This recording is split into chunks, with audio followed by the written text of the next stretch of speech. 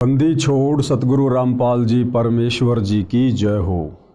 परमपिता परमात्मा सारी सृष्टि के रचनहार कुल मालिक असंख्य ब्रह्मांडों के स्वामी जगत गुरु तीनों लोकों में प्रवेश करके सबका धारण पोषण करने वाले राजाधीराज आत्माधार नाथों के नाथ देवों के देव महादेव सर्वेश्वर महेश्वर मृत्युंजय अजरो अमर आदि अनादि सनातनी प्रभु जगत पिता जगदीश्वर श्री श्री 1008 की उपाधि के वास्तविक अधिकारी अकाल मूरत शब्द स्वरूपी राम वासुदेव सर्वगतम ब्रह्म परम पूज्य प्रथम पूज्य परम संत परम पुरुष परम धनी परम दयालु सत्य कबीर हक्का कबीर अल्लाहु कबीर अल्लाहु अकबर बाखबर अल्लाह ताला जगत के तारणहार जगत के मुक्तिदाता जगत के जगन्नाथ हारे के सहारे हिंदुओं के राम मुसलमानों के अल्लाह सिखों के वाहिगुरु ईसाइयों के मसीह दया के सागर दयानिधि करुणा के सागर करुणानिधि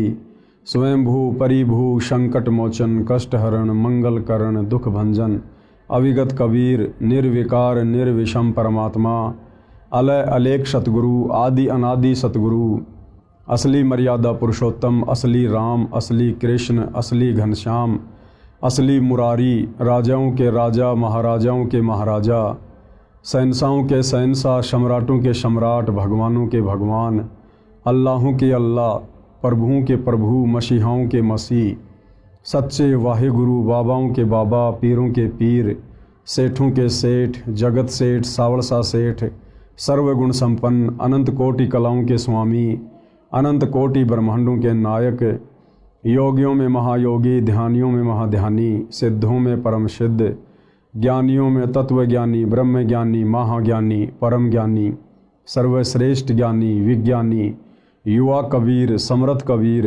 असमवात अमित ओझा सच्चे रहनुमा करीम अल्लाह सुभान अल्लाह दुनिया के अंतिम पैगंबर 8 सितंबर 1951 से गांव धनाना जिला सोनीपत हरियाणा भारतवर्ष की पावन भूमि पे प्रकट रियल कल की भगवान श्री नारायण साकार हरि श्री बाबा साहेब नूर अनंत परमात्मा सच्चे दरवेश सच्चे बाखबर संत श्रोमणी सतगुरु रामपाल जी परमेश्वर जी के चरण कमल में साध संगति से जुड़े हुए देश विदेश से आप और हम सभी सत्सेवक भाई बहनों का अनंत कोटि दंडोत प्रणाम।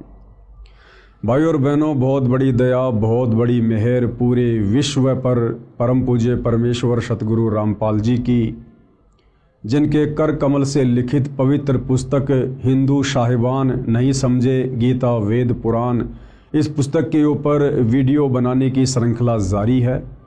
इसी श्रृंखला में आज हमारा ये दूसरे नंबर का वीडियो है और यह पवित्र पुस्तक हिंदू साहिबान नहीं समझे गीता वेद पुराण विशेषकर हिंदू समाज से जुड़े भाई बहनों के लिए वरदान सिद्ध होगी अध्यात्म को जानने और पहचानने के मार्ग में। कल के वीडियो में हमने बहुत सारी बातें जानी, विशेषकर सनातनी पूजा क्या होती है, सनातनी पूजा किसे कहते हैं और सनातनी पूजा सतयुग में कितने समय तक सही रूप से चली और उसके बाद कैसे धीरे धीरे विलुप्त होती चली गई। आगे चलकर वही सनातन धर्म अनेक पंथों में विभाजित हो गया, जातियों और संप्रदायों में विभाजित हो गया और वर्तमान समय में सनातनी पूजा पूरी तरह से लुप्त हो चुकी है और पुनः सनातनी पूजा का उत्थान करने के लिए सतलोक से चलकर स्वयं कबीर साहेब सतगुरु रामपाल जी के नाम से धरती पर प्रकट होकर उसी सनातनी पूजा को पुनः लागू कर रहे हैं और निसंदेह 2028 के बाद वह सनातनी पूजा आदि सनातनी पूजा पूरे विश्व में एक बार पुनः लागू होगी। इसके साथ साथ पूज्य गुरुदेव ने हमें बताया कि चारों वेदों में और गीता जी में भक्ति मार्ग का मोक्ष मार्ग का कंप्लीट ज्ञान नहीं है। उसके लिए हमने सूक्ष्म वेद को आधार बनाना पड़ेगा। सूक्ष्म वेद यानी कबीर परमात्मा स्वयं पृथ्वी पर चलकर संत रूप में जब ज्ञान देते हैं उस ज्ञान को लिपिबद्ध कर लिया जाता है, जिसको कबीर वाणी के नाम से भी जाना जाता है। तो 650 साल पहले कबीर परमात्मा सतलोक से चलकर बनारस के काशी शहर में प्रकट हुए थे। 120 वर्ष तक उन्होंने हम आत्माओं को ज्ञान दिया, तत्व ज्ञान दिया। आगे चलकर एक अच्छी आत्मा आदरणीय धर्मदास जी के माध्यम से उस ज्ञान को कबीर सागर नामक पुस्तक में लिपिबद्ध कर लिया गया, जिसको 5वां वेद सूक्ष्म वेद कहते हैं। लेकिन आगे चलकर धीरे धीरे काल प्रेरणा से, काल के द्वारा भेजे गए संतों ने उस कबीर सागर के ज्ञान में भी मिलावट करनी शुरू कर दी, जिस कारण से कबीर परमेश्वर को पुनः आज से लगभग 300 वर्ष पहले गांव छुडानी, जिला झज्जर, हरियाणा में आदरणीय गरीबदास जी के रूप में प्रकट होना पड़ा। एक सांसारिक जीवन उन्होंने जिया। हालांकि परमात्मा कभी किसी माँ के गर्भ से जन्म लेकर नहीं आता है, लेकिन समर्थ उसको कहते हैं जो कुछ भी लीला कर सकता है। तो हम जीव आत्माओं की चरम दृष्टि को धोखा देते हुए कबीर परमेश्वर स्वयं गरीबदास जी के रूप में प्रकट हुए। उन्होंने एक मुँह बोली माँ बनाई, एक मुँह बोला पिता बनाया, और इस अध्यात्म को पुनः उन्होंने जीवित किया। और अंत में सतलोक जाने से पूर्व उन्होंने 24,000 वाणियों से युक्त एक नए सूक्ष्म वेद सदग्रंथ साहिब की रचना करवाई, जिस सूक्ष्म वेद को आधार बनाकर आज सतगुरु रामपाल जी हम आत्माओं को वह ज्ञान समझा रहे हैं। तो आज की वीडियो में भाई और बहनों हम शुरुआत करेंगे कि आदरणीय गरीबदास जी कौन थे और गरीबदास जी ने जो ज्ञान दिया है उस परमेश्वर के विषय में कि वो परमात्मा कौन है, कैसा है, कहाँ रहता है, कैसे मिलता है। तो इसका प्रमाण हमारे वेदों में, गीता जी में कहाँ कहाँ है। आज हम इन सभी बातों को ध्यानपूर्वक सुनेंगे। तो चलिए शुरू करते हैं गुरुदेव भगवान के आशीर्वाद से। संत गरीबदास जी को 10 वर्ष की आयु में परमात्मा सर्वोपरि लोक सनातन परम धाम यानी सतलोक से आकर गांव छुडानी, जिला झज्जर, हरियाणा में मिले थे। उनकी आत्मा को ऊपर ले गए जहां परमात्मा रहता है। जिस प्रकार कबीर जी 650 साल पहले बेई नदी पर सिख धर्म के प्रवर्तक आदरणीय नानक जी को मिले और नानक जी की आत्मा को शरीर से निकालकर सतलोक लेकर गए, सचखंड लेकर गए, उन्हें सब कुछ दिखाया, सृष्टि रचना से परिचित करवाया, ब्रह्मा विष्णु महेश के लोक दिखाए, 33 करोड़ देवी देवता दिखाए, पूरी सृष्टि का मैनेजमेंट किस प्रकार से चलता है, उन्हें हर प्रकार की बातों से परिचित करवाकर तीसरे दिन वापस उनके शरीर में बेई नदी के पास छोड़ा। ठीक इसी प्रकार वही कबीर परमात्मा अपना डबल रोल करते हुए आप और हम आत्माओं को अध्यात्म ज्ञान समझाते हुए पहले तो गरीबदास जी के रूप में धरती पर शिशु रूप में प्रकट हो जाते हैं, और जब गरीबदास जी के रूप में कबीर परमात्मा 10 वर्ष के होते हैं, उसके बाद अपने दूसरे रूप में जिंदा बाबा वाले रूप में गरीबदास जी को मिलते हैं और सांसारिक लोक दिखावे में गरीबदास जी की आत्मा को निकाल कर सतलोक लेकर जाते हैं। और नानक जी की तरह उन्हें भी हर प्रकार की बातों से, सृष्टि रचना से, देवी देवताओं की स्थिति से, सर्व ब्रह्मांडों से धर्मराज के दरबार में ले जाकर सब कुछ दिखाकर कंप्लीट अध्यात्म ज्ञान उन्हें देते हैं। उनका ज्ञान योग खोलते हैं और वापस गरीबदास जी को उसी शरीर में छोड़ देते हैं। उसके बाद गरीबदास जी ने 24,000 वाणियों युक्त सदग्रंथ साहिब की रचना की। उनकी आत्मा को ऊपर ले गए जहां परमात्मा रहता है। अब वो परमात्मा कहाँ रहता है, कौन है वो परमात्मा, कैसा है वो परमात्मा, इसका जिक्र, इसका वर्णन वेदों में कहाँ कहाँ है। प्रमाण ऋग्वेद मंडल 9 सूक्त 54 मंत्र 3 में कहा है कि परमेश्वर सबसे ऊपर के लोक में विराजमान है। परमेश्वर यानी परम अक्षर ब्रह्म, सत्य पुरुष, कबीर देव सबसे ऊपर के लोक में विराजमान है। अब भाई और बहनों, हिंदू समाज के जो श्रद्धालु धर्मगुरु श्री रामचंद्र जी को भगवान कहते हैं, परमात्मा कहते हैं, श्री कृष्ण जी को भगवान कहते हैं, परमात्मा कहते हैं। अब जिस समय ये वेद लिखे गए थे उस समय तक तो भाई और बहनों श्री राम और श्री कृष्ण जी का जन्म भी नहीं हुआ था। तो ये कहाँ से पूर्ण परमात्मा हो सकते हैं, समर्थ भगवान हो सकते हैं? क्योंकि वेद सतयुग में मनु को मिले थे, मनु ने फिर आगे ऋषियों को दिया, फिर आगे आम समाज में ये ज्ञान उतारा गया। तो वेदों का ज्ञान ब्रह्मा जी के द्वारा अपने वंशजों को सतयुग में दिया गया था, जबकि श्री रामचंद्र जी का जन्म तो त्रेता युग में यानी सतयुग के लाखों वर्ष बाद हुआ था, और श्री कृष्ण जी का जन्म तो अभी ज़्यादा समय नहीं बीता है, लगभग 5,500 वर्ष पहले यानी द्वापर के अंत में श्री कृष्ण जी का जन्म हुआ था। तो वेदों में जिस पूर्ण ब्रह्म परमात्मा का जिक्र है वो परमात्मा कौन है? वो है असल में आदि राम, सबसे पहले वाला राम। वो है वास्तव में परमात्मा, परम अक्षर ब्रह्म। ऋग्वेद मंडल 9 सूक्त 54 मंत्र 3 में कहा है कि परमेश्वर सबसे ऊपर के लोक में विराजमान है। प्रमाण के लिए देखें ये फोटोकॉपी इस मंत्र की, जिसका अनुवाद आर्य समाज के अनुवादकों ने किया है। इसके प्रकाशक तिलकराज आर्य, अध्यक्ष आर्य प्रकाशन 814, कुंडेवालान अजमेरी गेट दिल्ली है, तथा मुद्रक अजय प्रिंटर्स शादरा दिल्ली है। और इसमें क्या कुछ लिखा गया है पूर्ण ब्रह्म परमात्मा परम अक्षर ब्रह्म की स्थिति के विषय में हम देखते हैं। प्रमाण ऋग्वेद मंडल नंबर 9 सूक्त 54 मंत्र 3। ये मंत्र आपके सामने है, आप इसको देख सकते हैं, पढ़ सकते हैं। इसका वास्तविक अनुवाद सतगुरु रामपाल जी ने किया है, जो इस प्रकार से है। विवेचन में हम पढ़ते हैं परमेश्वर ने क्या लिखा है, किस प्रकार समझाया है। विवेचन ऋग्वेद मंडल 9 सूक्त 54 मंत्र 3 की फोटोकॉपी में आप देखें, इसका अनुवाद आर्य समाज के विद्वानों ने किया है।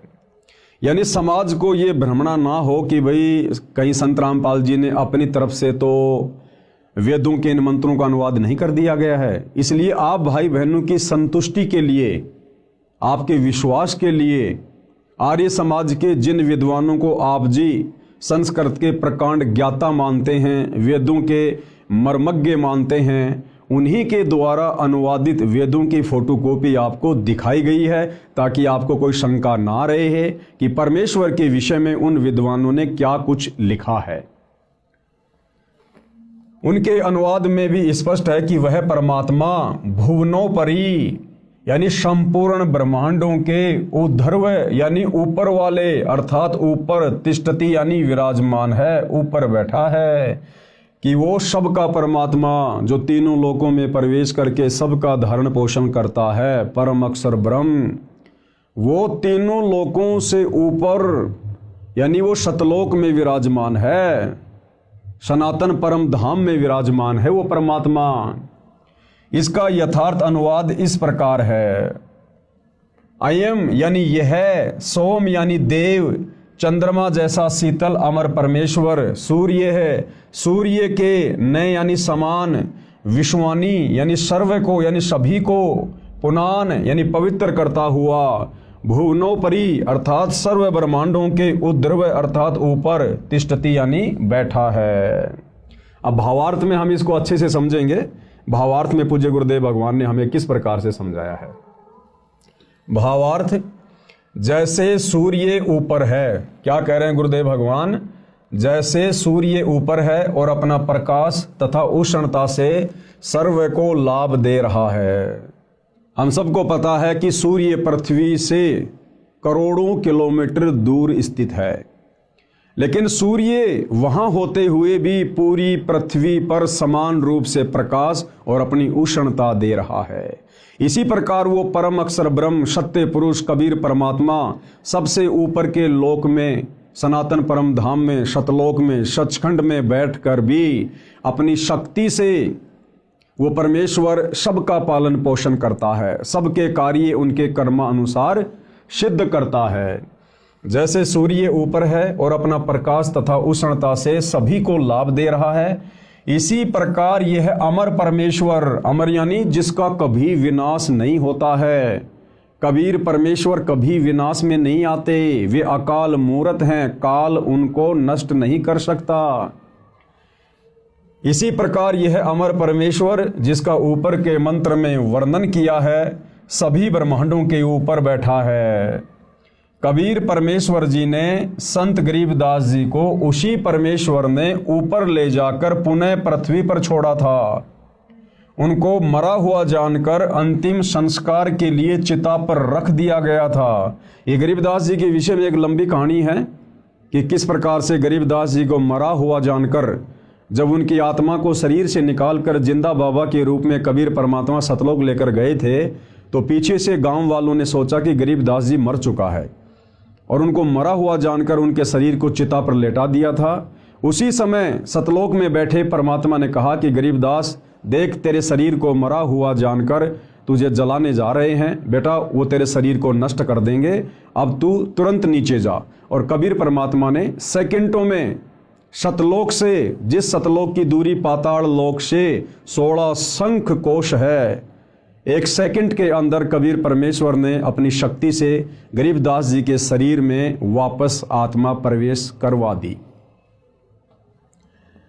उनको मृतक जानकर अंतिम संस्कार के लिए चिता पर रख दिया था। अचानक जीवित हो गया। फिर 51 वर्ष जीवित रहे, कुल 61 वर्ष जीवित रहे। उनको परमात्मा ने संपूर्ण अध्यात्म ज्ञान यानी तत्व ज्ञान यानी सूक्ष्म वेद यानी 5वां वेद, जो ज्ञान देने के लिए परमात्मा सतलोक से आते हैं, जो मुक्ति का ज्ञान चारों वेदों में नहीं है, गीता जी में नहीं है, वो 5वां वेद सूक्ष्म वेद जिसको तत्व ज्ञान कहते हैं, वो सारा का सारा ज्ञान परमात्मा ने आदरणीय गरीबदास जी के हृदय में प्रवेश कर दिया था और उनका ज्ञान योग खोल दिया था। उनका ज्ञान योग खोल दिया। उसके पश्चात संत गरीबदास जी ने बताया कि कुल का मालिक एक है। भाइयों और बहनों, जिस प्रकार से परमात्मा ने वेद व्यास जी का ज्ञान योग खोल दिया था और वेद व्यास जी ने पहले के युगों में घटित घटनाओं का चित्रण ज्यों का त्यों 18 पुराणों में, गीता जी में, वेदों में और बहुत सारे ग्रंथ लिखकर उन्होंने किया, इसी प्रकार पूर्ण ब्रह्म परमात्मा अक्षर पुरुष कबीर देव ने आदरणीय गरीबदास जी का भी ज्ञान योग खोल दिया था। और आदरणीय गरीबदास जी आज से पहले का और आगे होने वाली घटनाओं का सब कुछ वो जान सकते थे और देख सकते थे। संत गरीबदास जी ने बताया कि कुल का मालिक एक है, क्योंकि गरीबदास जी भाइयों और बहनों कबीर परमात्मा के साथ जाकर पूरी सृष्टि के ज्ञान से परिचित हो चुके थे। सतलोक जाने के बाद परमात्मा ने उनको नीचे ब्रह्मा जी का लोक दिखाया, विष्णु जी का लोक दिखाया, क्योंकि सतलोक जाने के बाद आत्मा की हृदय वाली आंखें खुल जाती है, दिव्य दृष्टि खुल जाती है। सतलोक में बैठे बैठे ये जीव यहाँ का सब कुछ बिल्कुल स्पष्ट रूप से देख सकते हैं, जिस प्रकार हम दूरबीन से बहुत दूर की वस्तु भी साफ साफ देख सकते हैं। तो सतलोक में बैठे बैठे गरीबदास जी ने नीचे के सारे ब्रह्मांडों को देखा, ब्रह्मा विष्णु महेश के लोक को देखा, दुर्गा के लोक के देखा, काल का 21वां ब्रह्मांड देखा जहाँ पर वो बैठा हुआ रहता है और जीव आत्माओं को तपस्या पर भून भून के खाता है। ये सारा ज्ञान आदरणीय गरीबदास जी को कबीर परमेश्वर ने दिया। उस आधार से गरीबदास जी कह रहे हैं। उसके पश्चात संत गरीबदास जी ने बताया कि कुल का मालिक एक है, यानी सबसे सर्वोपरि परमात्मा एक ही है, सबसे सर्वशक्तिमान परमात्मा एक ही है, पूरी सृष्टि का धारण पोषण करने वाला, सभी जीवात्माओं को अपनी शक्ति से चलाने वाला, सारे ब्रह्मांडों का संचालन करने वाला वो परमात्मा केवल एक ही है, कबीर परमात्मा, परम अक्षर ब्रह्म, सत्य पुरुष। वह परम अक्षर ब्रह्म यानी सत्य पुरुष है। विश्व के सब प्राणी उसी के बच्चे हैं, यानी ब्रह्मा विष्णु महेश, 33 करोड़ देवी देवता, दुर्गा, काल, महाकाल, जितने भी जीव हैं, प्राणी हैं इस सृष्टि में, हम सब उस कबीर परमेश्वर की वचन शक्ति से उत्पन्न उनके बच्चे हैं, हम उनकी संतान हैं। और असल में परमात्मा कहलाने के लायक केवल वे अकेले ही हैं। विश्व के सब प्राणी उसी के बच्चे हैं। वर्तमान के धर्म गुरुओं ने धर्म की दीवारें भ्रम के कारण खड़ी कर दी हैं। वर्तमान के धर्म गुरुओं ने धर्म की दीवारें नादानी में, तत्व ज्ञान के अभाव में, सच्चे सतगुरु की शरण के अभाव में खड़ी कर दी हैं। क्योंकि हमारे धर्म गुरुओं को, वो चाहे आदि शंकराचार्य जी रहे हों, चाहे वर्तमान के चारों शंकराचार्य हों, चाहे इनसे पहले वाले शंकराचार्य हों, या अन्य जितने भी संत महात्मा मंडलेश्वर हैं, इन्होंने संस्कृत का ज्ञान तो ग्रहण कर लिया, लेकिन एक संस्कृत भाषा को पढ़ने से, लिखने से, उसका ज्ञान हो जाने से वेदों का ज्ञान समझ में आ जाएगा, वो संकेत समझ में आ जाएंगे, ये जरूरी नहीं होता है। तो हमारे आचार्यों को, शंकराचार्यों को, धर्म गुरुओं को, इनको संस्कृत भाषा का तो ज्ञान था, लेकिन संस्कृत भाषा में वेदों के श्लोक हमें भक्ति मार्ग के विषय में क्या समझाना चाहते हैं, ये हमारे धर्मगुरु नहीं समझ पाए। और जितना उन्होंने समझा अपनी बुद्धि अनुसार, उस प्रकार से उल्टा सीधा ज्ञान उन्होंने समाज में पेश कर दिया, जिस कारण से सनातन धर्म के टुकड़े होते चले गए। सनातन धर्म से फिर मुसलमान धर्म निकला, हिंदू धर्म निकला, ईसाई धर्म निकला, जैन धर्म निकला, नया सिख धर्म बन गया, बहुत सारे संप्रदाय और जातियां बनती चली गई, सिर्फ और सिर्फ तत्व ज्ञान के अभाव में, इन सदग्रंथों को ना समझ पाने के कारण हमारे धर्मगुरुओं ने धीरे धीरे समाज को अनेक संप्रदायों में बांट दिया। अन्यथा आदरणीय गरीबदास जी कह रहे हैं, गरीब वही मोहम्मद वही महादेव, वही आदम वही ब्रह्मा, गरीबदास दूसरा कोई नहीं, देख आपने घर मां। क्या कह रहे हैं गरीबदास जी? हम सभी आत्माओं को समझाते हुए, जो आपस में धर्मों में बढ़ चुके हैं, कोई हिंदू बन गया, कोई मुसलमान बन गया, कोई सिख बन गया, कोई ईसाई बन गया, तो जब गरीबदास जी परमपिता परमात्मा कबीर जी के साथ सतलोक गए थे और उन्होंने जब सब कुछ देखा, उसके बाद गरीबदास जी ने वापस आकर अपनी अमृतवाणी में कहा है कि भाई और बहनों, ना तो मुसलमान अलग है, ना मुसलमान धर्म के प्रवर्तक अलग हैं, ना हिंदू धर्म अलग हैं, ना हिंदू धर्म के देवी देवता अलग हैं। और क्या कहा? गरीब वही मोहम्मद और वही महादेव। गरीबदास जी कह रहे हैं कि मुसलमान धर्म के प्रवर्तक हजरत मोहम्मद, ये कौन थे, ये कहाँ से आए थे? कह रहे हैं कि ये शंकर जी के गण थे। हजरत मोहम्मद वाली आत्मा ये महादेव यानी शंकर जी के लोक से आए थे, और वही आदम वही ब्रह्मा। और मुसलमान धर्म जिसे इंसानों का बाप कहते हैं, बाबा आदम, गरीबदास जी कह रहे हैं कि वो बाबा आदम वो ब्रह्मा जी के लोक से आए थे। वो ब्रह्मा जी के लोक में वो एक गण थे और ब्रह्मा जी ने उनको नीचे भेजा था। यानी कोई हिंदू मुसलमान अलग अलग नहीं है। ये तो हमारे धर्म गुरुओं की नादानी के कारण है, मुसलमान धर्म गुरुओं की नादानी के कारण, हिंदू धर्म गुरुओं की नादानी के कारण, जो इन शास्त्रों को ठीक से समझ नहीं पाए और सच्चा ज्ञान समाज में पेश नहीं कर पाए। फिर हम लोगों ने अपने आप को भिन्न भिन्न समझ लिया।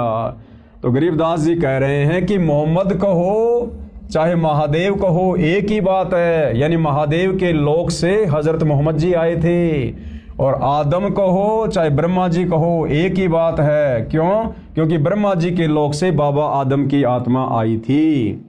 और कह रहे हैं गरीबदास दूसरा कोई नहीं, देख अपने घर मां। गरीबदास जी कह रहे हैं कि जो शत भक्ति मुझे कबीर परमात्मा ने प्रदान की, तुम भी वही भक्ति करो सच्चे सतगुरु से लेकर। और जब तुम शत भक्ति करोगे मर्यादा में रह के, परमात्मा तुम्हारी दिव्य दृष्टि खोलेगा और तुम्हें फिर दूध का दूध और पानी का पानी हो जाएगा। जब हम इस शरीर से भक्ति करना शुरू करेंगे, परमात्मा इसी शरीर में दिखा देंगे ऊपर के लोकों की सारी रचना संरचना, वहाँ की व्यवस्था। हमें वास्तविक उस आदि सनातन पंथ का पुनः ज्ञान होगा। अर्थात संत गरीबदास जी ने कहा है कि हजरत मोहम्मद जी शिव लोक से आई आत्मा थे, इसलिए मुसलमान धर्म का प्रवर्तक भी परमात्मा शिव की खास आत्मा है। भाई और बहनों, यहाँ शिव जी के लिए गरीबदास जी ने परमात्मा शब्द का प्रयोग किया है, क्योंकि ये ब्रह्मा विष्णु महेश, ये एक ब्रह्मांड में 3 लोकों के स्वामी हैं। आप इनको 3 लोकों के यानी पृथ्वी, पाताल और स्वर्ग, इन लोकों के परमात्मा भी कह सकते हैं, इनको भगवान भी कह सकते हैं, इनको साहिब भी कह सकते हैं, परंतु ये सारी सृष्टि के परमात्मा नहीं है। जिस प्रकार हम एक थानेदार को भी साहिब शब्द से संबोधित करते हैं, हम डीआईजी को भी साहिब कहते हैं, फिर प्रधानमंत्री और राष्ट्रपति को भी हम साहिब शब्द से संबोधित करते हैं। लेकिन उनकी शक्ति में कितना अंतर हैं सभी साहिब अपने अपने क्षेत्र के, लेकिन उनकी शक्तियों में दिन और रात का अंतर है। इसी प्रकार ब्रह्मा विष्णु महेश को भी कहीं कहीं पर परमात्मा की संज्ञा दी गई है, भगवान की संज्ञा दी गई है, परंतु ये ब्रह्मा विष्णु महेश जी उस परमात्मा की श्रेणी में नहीं है, उस भगवान की श्रेणी में नहीं है जो वास्तव में सारी सृष्टि का संचालन करता है, जो वास्तव में पूरे ब्रह्मांड की आत्माओं का धारण पोषण करता है। इसलिए मुसलमान धर्म का प्रवर्तक भी परमात्मा शिव की खास आत्मा है। बाबा आदम के विषय में कहा जाता है कि ये ब्रह्मा जी के लोक से नीचे आए थे, इसलिए ब्रह्मा जी व आदम जी का मूल निवास स्थान एक ही है। यदि मेरी बात पर विश्वास नहीं होता है, गरीबदास जी कह रहे हैं, अगर आपको मेरी बातों पर विश्वास नहीं है तो अपने घर यानी शरीर रूपी महल में मेरी बताई साधना करके देखो। गरीबदास जी कह रहे हैं कि भैया मैं जो साधना तुम्हें बता रहा हूं कबीर परमात्मा के द्वारा बताई गई, आप भी उसी साधना को मर्यादा में रह के करो, आपको भी स्पष्ट रूप से दिखाई देगा और आपकी सारी संशय समाप्त हो जाएंगी, आपकी दिव्य दृष्टि खुल जाएगी, यानी अध्यात्म को समझने की दृष्टि परमात्मा के आशीर्वाद से खुल जाएगी। फिर आपको विश्वास हो जाएगा कि विश्व के सभी मानव एक परमपिता की संतान है। उसके बाद भाई और बहनों हमारी भक्ति शुरू होती है। यदि हम धर्मों में बटे रहेंगे, जातियों में बटे रहेंगे, वर्णों में बटे रहेंगे और एक दूसरे को अपना शत्रु दुश्मन मानकर अगर हम इस दृष्टिकोण से चलने की कोशिश करेंगे तो हम भक्ति मार्ग पर कभी भी सफल नहीं हो सकते। हमने सबसे पहले उस एक परमपिता परमेश्वर को जानना पड़ेगा, पहचानना पड़ेगा, उनके विधान को, उनके संविधान को जानना पड़ेगा। उसके बाद हम निर्विरोध रूप से ये भक्ति कर सकते हैं, निसंशय होकर हम ये भक्ति कर सकते हैं। अन्यथा हमेशा हमारे मन में काल प्रेरणा से शंकाओं के बीज पनपते ही रहेंगे। विचार करो, मुसलमान धर्म की शुरुआत यानी स्टार्टिंग हजरत ईसा जी के जन्म से लगभग 450 वर्ष पश्चात हुई है, यानी आज से लगभग 2500 वर्ष पहले ईसाई धर्म के प्रवर्तक हजरत ईसा जी का जन्म हुआ था और हजरत ईसा के जन्म के लगभग 450 वर्ष बाद मुसलमान धर्म के प्रवर्तक हजरत मोहम्मद जी का जन्म हुआ था। उसके बाद इस्लाम धर्म की शुरुआत हुई थी। आदि शंकराचार्य जी का जन्म ईसा जी से 508 वर्ष पहले हुआ था और जो आदि शंकराचार्य थे उनका जन्म ईसाई धर्म के प्रवर्तक हजरत ईसा जी से लगभग 508 वर्ष पहले हुआ था और आदि शंकराचार्य जी ने ही हिंदू धर्म की नींव डाली थी। आदि शंकराचार्य जी का जन्म ईसा जी से 508 वर्ष पहले हुआ, जिसने सनातन धर्म यानी पंथ को हिंदू नाम भी दिया। आदि शंकराचार्य ने देवी देवताओं की पूजा का विधान बताकर, जो देवी देवताओं की पूजा शास्त्रों के विरुद्ध है, उन्होंने उसी सनातन धर्म को हिंदू धर्म का नाम दिया। सनातन धर्म यानी हिंदू नाम भी दिया। मूर्ति पूजा, देवी देवताओं की पूजा पर आधारित कर दिया। आदि शंकराचार्य जी से पहले कोई भी व्यक्ति मूर्ति पूजा नहीं किया करता था, पाखंड पूजा नहीं किया करता था, देवी देवताओं की पूजा नहीं हुआ करती थी। केवल वेदों के अनुसार एक ब्रह्म का ओम मंत्र जाप किया करते थे। लेकिन आदि शंकराचार्य जी ने सनातन धर्म यानी उस पंथ को फिर हिंदू नाम भी दिया और मूर्ति पूजा, देवी देवताओं की पूजा पर समाज को आधारित कर दिया। सनातन धर्म सतयुग से चला आ रहा है, इसलिए हजरत ईसा जी, हजरत मूसा जी, हजरत आदम जी तथा हजरत मोहम्मद जी के जीव पहले सनातनी थे। सनातन धर्म सतयुग से चलता हुआ आ रहा है। सतयुग से कैसे? यानी हमारे जितने भी पूर्वज थे वो सभी वेदों के अनुसार साधना किया करते थे, धर्म कर्म किया करते थे। और जो व्यक्ति वेदों के अनुसार साधना करते हैं उनको सनातनी कहते हैं, सनातनी। तो ये जो सनातनी पूजा है ये सतयुग से चलती हुई आ रही थी।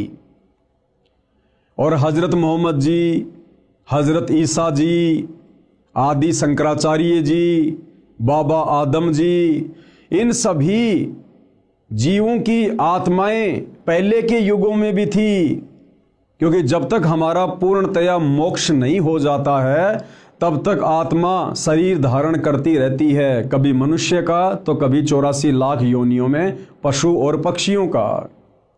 तो गुरुदेव भगवान कहना ये चाह रहे हैं कि नादान आत्माओं, ये सनातनी पूजा, ये सनातन धर्म सतयुग से चलता हुआ आ रहा है। और इस सनातन धर्म के टुकड़े हुए आदि शंकराचार्य के बाद लगभग आज से 3200 साल पहले आदि शंकराचार्य जी का जन्म हुआ। उसके बाद हिंदू धर्म बना, उसके बाद ईसाई धर्म बना, उसके बाद मुसलमान धर्म बना, उसके बाद जैन और सिख धर्म बना। लेकिन आज से 3200 साल पहले यदि हम नज़र डालें तो केवल सनातनी पूजा हुआ करती थी, वेदों के अनुसार साधना हुआ करती थी।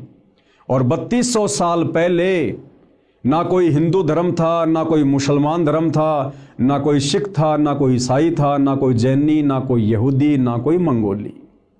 तो विचार करने की बात यह है कि जो लोग ईसा को अपना इष्ट मानते हैं, अपना रब्बी मानते हैं, अपना गुरु मानते हैं और ईसा मसीह के पद चिन्हों पर चल रहे हैं, उन लोगों को विचार करना चाहिए कि आज से 3200 साल पहले यानी ईसा जी के जन्म से 508 वर्ष पहले भाई ईसाई धर्म का कहीं कोई नामो निशान भी नहीं था।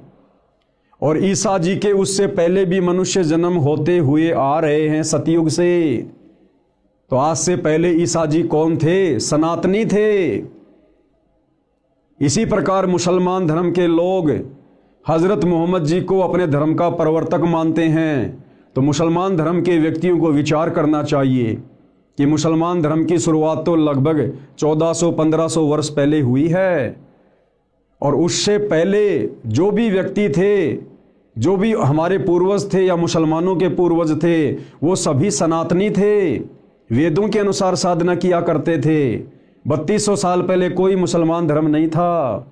तो सबको विचार करना चाहिए कि हम सब एक परमपिता परमात्मा के बच्चे हैं। हम सबका एक ही धर्म है, मानव धर्म, जिसके अंदर इंसानियत है, मानवता है, वो व्यक्ति धार्मिक है। और हमारी कोई जाति नहीं है, हम सब जीव हैं, जीव। कल को शरीर छूटने के बाद अगर भक्ति सही नहीं बनी तो 84 लाख योनियों में जाकर अन्य प्राणियों के शरीर धारण करेंगे। फिर 84 लाख योनियों का चक्कर काटने के बाद एक मनुष्य जन्म मिलेगा। और वो मनुष्य जन्म ना जाने फिर किस धर्म में मिल जाए, किस जाति में मिल जाए। जरूरी नहीं है कि मुसलमान धर्म का व्यक्ति मुसलमान धर्म में जन्म लेगा, हिंदू धर्म का व्यक्ति हिंदू धर्म में ही जन्म लेगा। क्योंकि वर्तमान में हम जितने भी व्यक्ति आपस में धर्मों में बटे हुए हैं, हिंदू, मुसलमान, सिख, ईसाई, आज से 3200 वर्ष पहले हमारे पूर्वज सनातनी थे, सभी वेदों के अनुसार साधना किया करते थे। हम सब के संस्कार आपस में रले मिले हैं। तो भाइयों और बहनों, हमने इस सत्य आध्यात्मिक ज्ञान को समझकर, पहचान कर, इतिहास में नज़र डालकर, उसके बाद आप और हमने सतगुरु रामपाल जी से सत उपदेश लेकर ये सत भक्ति शुरू करनी चाहिए। जिस सत भक्ति के करने से हमारी आत्मा का कल्याण होगा। फिर हमने ना कभी हिंदू बनना, ना मुसलमान बनना, ना सिख बनना, ना ईसाई बनना, ना इस गंदे लोक में जन्म मरण के चक्कर में पड़े रहना, ना हमने गधे कुत्ते सूअर की योनियों में जाना, ना हमने नरक भोगना। हम उस परम अक्षर ब्रह्म सत्य पुरुष कबीर देव के साथ में, जिस कबीर देव ने आदरणीय गरीबदास जी को ले जाकर अपना सनातन परम धाम सतलोक दिखाया, जिस परम अक्षर ब्रह्म कबीर देव ने बेई नदी से आदरणीय नानक जी की आत्मा को शरीर से निकालकर सचखंड ले जाकर सर्व ज्ञान कराया, सारे लोक दिखाए, वहाँ के सुख दिखाए, वहाँ के ठाट बाट दिखाए, सतलोक में रहने वाली आत्माओं से मिलाया, उनके कितने सुंदर शरीर हैं, कैसा उनका परिवार है, कितने वहाँ पर ठाट बाट है। उसके बाद नानक जी ने नीचे आकर बखूबी उसका वर्णन किया और गरीबदास जी ने भी किया। तो इस प्रकार से भाई और बहनों, वर्तमान में हमने पुनः सनातन की ओर चलना होगा, हमने उसी सनातनी पूजा को अपनाना होगा और तभी आप और हमारा मोक्ष संभव है। अन्यथा खाली जुबान से सनातन की बात करने वाले वर्तमान के साधु संत महात्मा, इनको भाई और बहनों सनातन के सह का भी ज्ञान नहीं है। तो क्या कह रहे हैं गुरुदेव भगवान? इसलिए विश्व के सब प्राणी एक परमात्मा के बच्चे हैं, कबीर परमात्मा के बच्चे हैं, उस परम अक्षर ब्रह्म के बच्चे हैं, सत्य पुरुष के बच्चे हैं। हम जितनी भी आत्माएं हैं, ब्रह्मा विष्णु महेश से लेकर गधे कुत्ते सूअर, हम इंसान, हम सब उसी एक परमपिता परमेश्वर के बच्चे हैं। आगे पूज्य गुरुदेव भगवान क्या कह रहे हैं अपने विषय में जानकारी देते हुए? मेरा यानी रामपाल दास का विचार यह है कि जीव हमारी जाति है, मानव धर्म हमारा, हिंदू मुस्लिम सिख ईसाई धर्म नहीं कोई न्यारा। गुरुदेव भगवान क्या कह रहे हैं कि जीव हमारी जाति हैं, कि भाई हम सब जीव हैं। आज भले कोई प्रधानमंत्री बना है, कोई राष्ट्रपति बन के बैठा है, या ऊपर के लोकों में देवी देवता बन के बैठे हैं, ब्रह्मा विष्णु महेश की पोस्ट पर बैठे हैं, हम सब जीव हैं। जब कल को ब्रह्मा विष्णु महेश का समय पूरा होगा, जब उनकी वो गद्दी छीन ली जाएगी काल के द्वारा, फिर उनको नीचे के लोकों में पटका जाएगा, वो भी आप और हमारी तरह साधारण से मनुष्य का जीवन जिएंगे। और यदि उस मनुष्य जीवन में उनको सच्चा सतगुरु नहीं मिला, तो फिर से उन्हीं ब्रह्मा विष्णु महेश जी की आत्माओं को 84 लाख योनियों में गधे कुत्ते के शरीरों में कष्ट भोगना पड़ेगा। तो कहने का मतलब है हम सब जीव हैं, जीव। परमात्मा केवल एक ही है सृष्टि में, कबीर देव परम अक्षर ब्रह्म। तो परम पूज्य गुरुदेव सतगुरु रामपाल जी का यह नारा है कि जीव हमारी जाति है, यानी हमने इस प्रकार से अपने अभिमान अहंकार को त्याग देना चाहिए कि भाई हमारी कोई औकात नहीं है।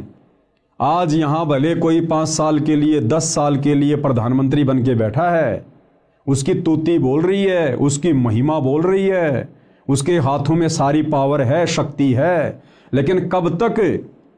जिस दिन उसको प्रधानमंत्री के पद से हटा दिया जाएगा, वो शक्ति उसके हाथों में नहीं रहेगी। और जिस दिन उसका शरीर छूट जाएगा, उसकी मृत्यु हो जाएगी, फिर यम के दूत उसकी गर्दन पकड़ कर लेके जाएंगे, यदि उस प्रधानमंत्री ने सच्चा सतगुरु बनाकर सत भक्ति नहीं की तो।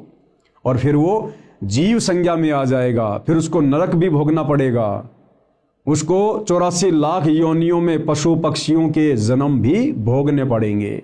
इसलिए गुरुदेव कहते हैं कि अजीव ने कभी भी अभिमान नहीं करना चाहिए। जीव हमारी जाति है और मानव धर्म हमारा, और जिसके अंदर नेक नीति है, मानवता है, इंसानियत है, दया धर्म है, कहते हैं यही सबसे बड़ा धर्म है।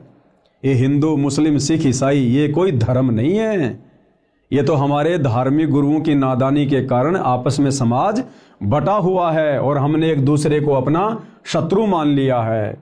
हिंदू मुस्लिम सिख ईसाई धर्म नहीं कोई न्यारा। अध्यात्म ज्ञान विज्ञान से सिद्ध करता हूं कि विश्व के प्राणी एक परमात्मा के बच्चे हैं, जो उस अपने पिता के पास जाने के लिए इच्छुक हैं। देखो भाई और बहनों, चाहे सतयुग में कोई भक्ति कर रहा था, तप कर रहा था, साधना कर रहा था, चाहे त्रेता में, चाहे द्वापर में, चाहे कलयुग के वर्तमान समय में, हर प्राणी इसी चाहत में भक्ति करता है कि मेरे को सदा के लिए सुख हो जाए।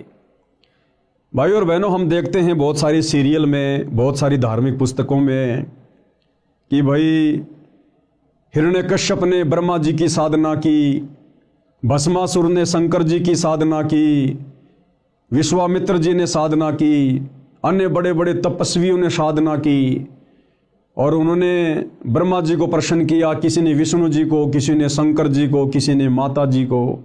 और जब वो देव उनके सामने उपस्थित होते थे, प्रकट होते थे उनकी साधना के प्रतिफल में विवश होकर उनको वरदान देने के लिए, तो भाई और बहनों आप ध्यान दीजिएगा, जब वो कहते थे कि मांगो वत्स तुम्हें क्या चाहिए, तुम्हारी साधना से मैं अति प्रसन्न हूँ, तो सबसे पहले वो यही मांगा करते थे कि हे भगवान मुझे वरदान दीजिए कि मैं अमर हो जाऊं, मैं किसी के भी मरने में ना आऊं, मुझे मारने में कोई भी सक्षम ना हो, मुझे फला फला राज्य अखंड प्राप्त हो जाए। तो वो ब्रह्मा विष्णु महेश यही कहा करते थे कि भाई ये हम नहीं कर सकते। इस सृष्टि में ना कोई अमर है, ना कोई अमर था, ना कोई अमर रहेगा। कौन सी सृष्टि में? काल के 21 ब्रह्मांड वाली सृष्टि में। फिर वो दूसरा वरदान मांगा करते थे कि ठीक है, मैं दिन में मरूं ना रात में मरूं, सुबह मरूं ना शाम में मरूं। इस प्रकार अपनी कल्पनाओं के आधार से वरदान वगैरह मांग लिया करते थे। और हम सबको पता है भाई और बहनों, अंत में उस हिरण्यकश्यप का अंत भगवान ने नरसिंह रूप धारण करके किया।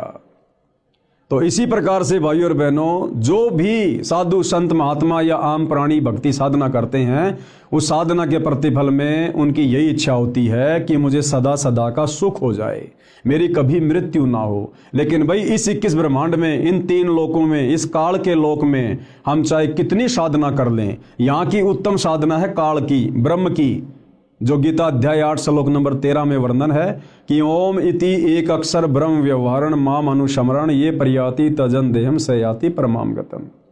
गीता का ज्ञान देने वाला भगवान ये ब्रह्म कह रहा है कि भाई मैं तो ब्रह्म लोक में रहता हूँ, और मेरी साधना करने वाला ओम नाम के साथ में वो ब्रह्म लोक में आ जाता है। और गीता अध्याय 8 श्लोक नंबर 16 में फिर कह रहा है कि ब्रह्म लोक पर्यंत सर्व प्राणी पुनरावर्ती में हैं। यानी मेरे ब्रह्म लोक में आकर भी ये जीवात्मा अमर नहीं है, सदा का सुख नहीं भोग सकती, वहाँ से भी इसको नीचे जाना पड़ेगा। जब इसकी भक्ति कमाई समाप्त हो जाएगी, फिर ये लक 84 में जाएगा, गधा कुत्ता सुअर बनेगा, जन्मेगा, मरेगा। तो भाई और बहनों, वो परम शांति कहाँ मिलेगी? वो शाश्वत स्थान कहाँ है जहाँ जाने के बाद फिर कभी हमारी मृत्यु नहीं होती है, कभी हमसे वो सुख छीने नहीं जाते हैं? वो है सतलोक, सचखंड। तो क्या कह रहे हैं गुरुदेव भगवान कि विश्व के प्राणी एक परमात्मा के बच्चे हैं, यानी कबीर परमात्मा के, परम अक्षर ब्रह्म के, जो उस अपने पिता के पास जाने के इच्छुक हैं। उसी के पास जाने के लिए भिन्न भिन्न भक्ति के उपाय कर रहे हैं। कोई मंदिर में जाता है, कोई मस्जिद में जाता है, कोई चर्च में, कोई गुरुद्वारे में। अब संत गरीबदास जी की वाणी के आधार से विश्व के मानव की एकता को जानते हैं। संत गरीबदास जी की उपरोक्त वाणी का भावार्थ है कि विश्व के सब मानव, स्त्री या पुरुष, शरीर की संरचना एक समान है। यानी विश्व में जितने भी मानव शरीरधारी प्राणी हैं, स्त्री या पुरुष या किन्नर, तो गुरुदेव भगवान कह रहे हैं कि सबके शरीर की रचना एक समान है। हिंदू का भी नाक यही मिलेगा, मुसलमान का भी यही मिलेगा। हिंदू की भी 2 आंखें हैं, मुसलमानों की भी 2 आंखें हैं। हिंदू का शरीर भी एक समान है, मुसलमान का शरीर भी एक समान है। हिंदुओं की माता बहनों की शरीर की रचना भी एक जैसी है, मुसलमानों की माता बहनों की शरीर की रचना भी एक जैसी है। और हिंदुओं के शरीर में भी देवी देवताओं का वास है, कमल चक्र बने हुए हैं। मुसलमानों के शरीर में भी देवी देवताओं का वास है, कमल चक्र बने हुए हैं। सबके शरीर की रचना एक समान है। फिर भला हम अलग अलग कैसे हुए? हम सबको उत्पन्न करने वाला, बनाने वाला एक ही परमात्मा है। हम एक ही परमेश्वर की संतान हैं। भले वर्तमान में अज्ञानता के कारण हम उसे भिन्न भिन्न नामों से जानते हैं। जैसे कोई कहे मारो राम बड़ो है, कोई कहे खुदाई रे, कोई कहे ईसा मसीह बड़ो है, ये बाटा रहे लगाई रे। मुसलमान कहते हैं हमारा अल्लाह बड़ा है, हिंदू कहते हैं हमारा राम बड़ा है, ईसाई कहते हैं हमारा ईसा मसीह बड़ा है। कहते हैं हम तो नादान बच्चों की तरह अपने एक परमपिता परमेश्वर को आपस में बांटे हुए हैं, असल में वो एक ही है। संत गरीबदास जी की उपरोक्त वाणी का भावार्थ है कि विश्व के सब मानव, स्त्री पुरुष के शरीर की रचना एक समान है। प्रत्येक मानव, स्त्री पुरुष के शरीर में कमल दल यानी कमल चक्र बने हैं। मानव शरीर में ही मोक्ष प्राप्त किया जा सकता है। मोक्ष प्राप्ति यानी उस लोक में जाने का एक ही मार्ग है। कौन से लोक में?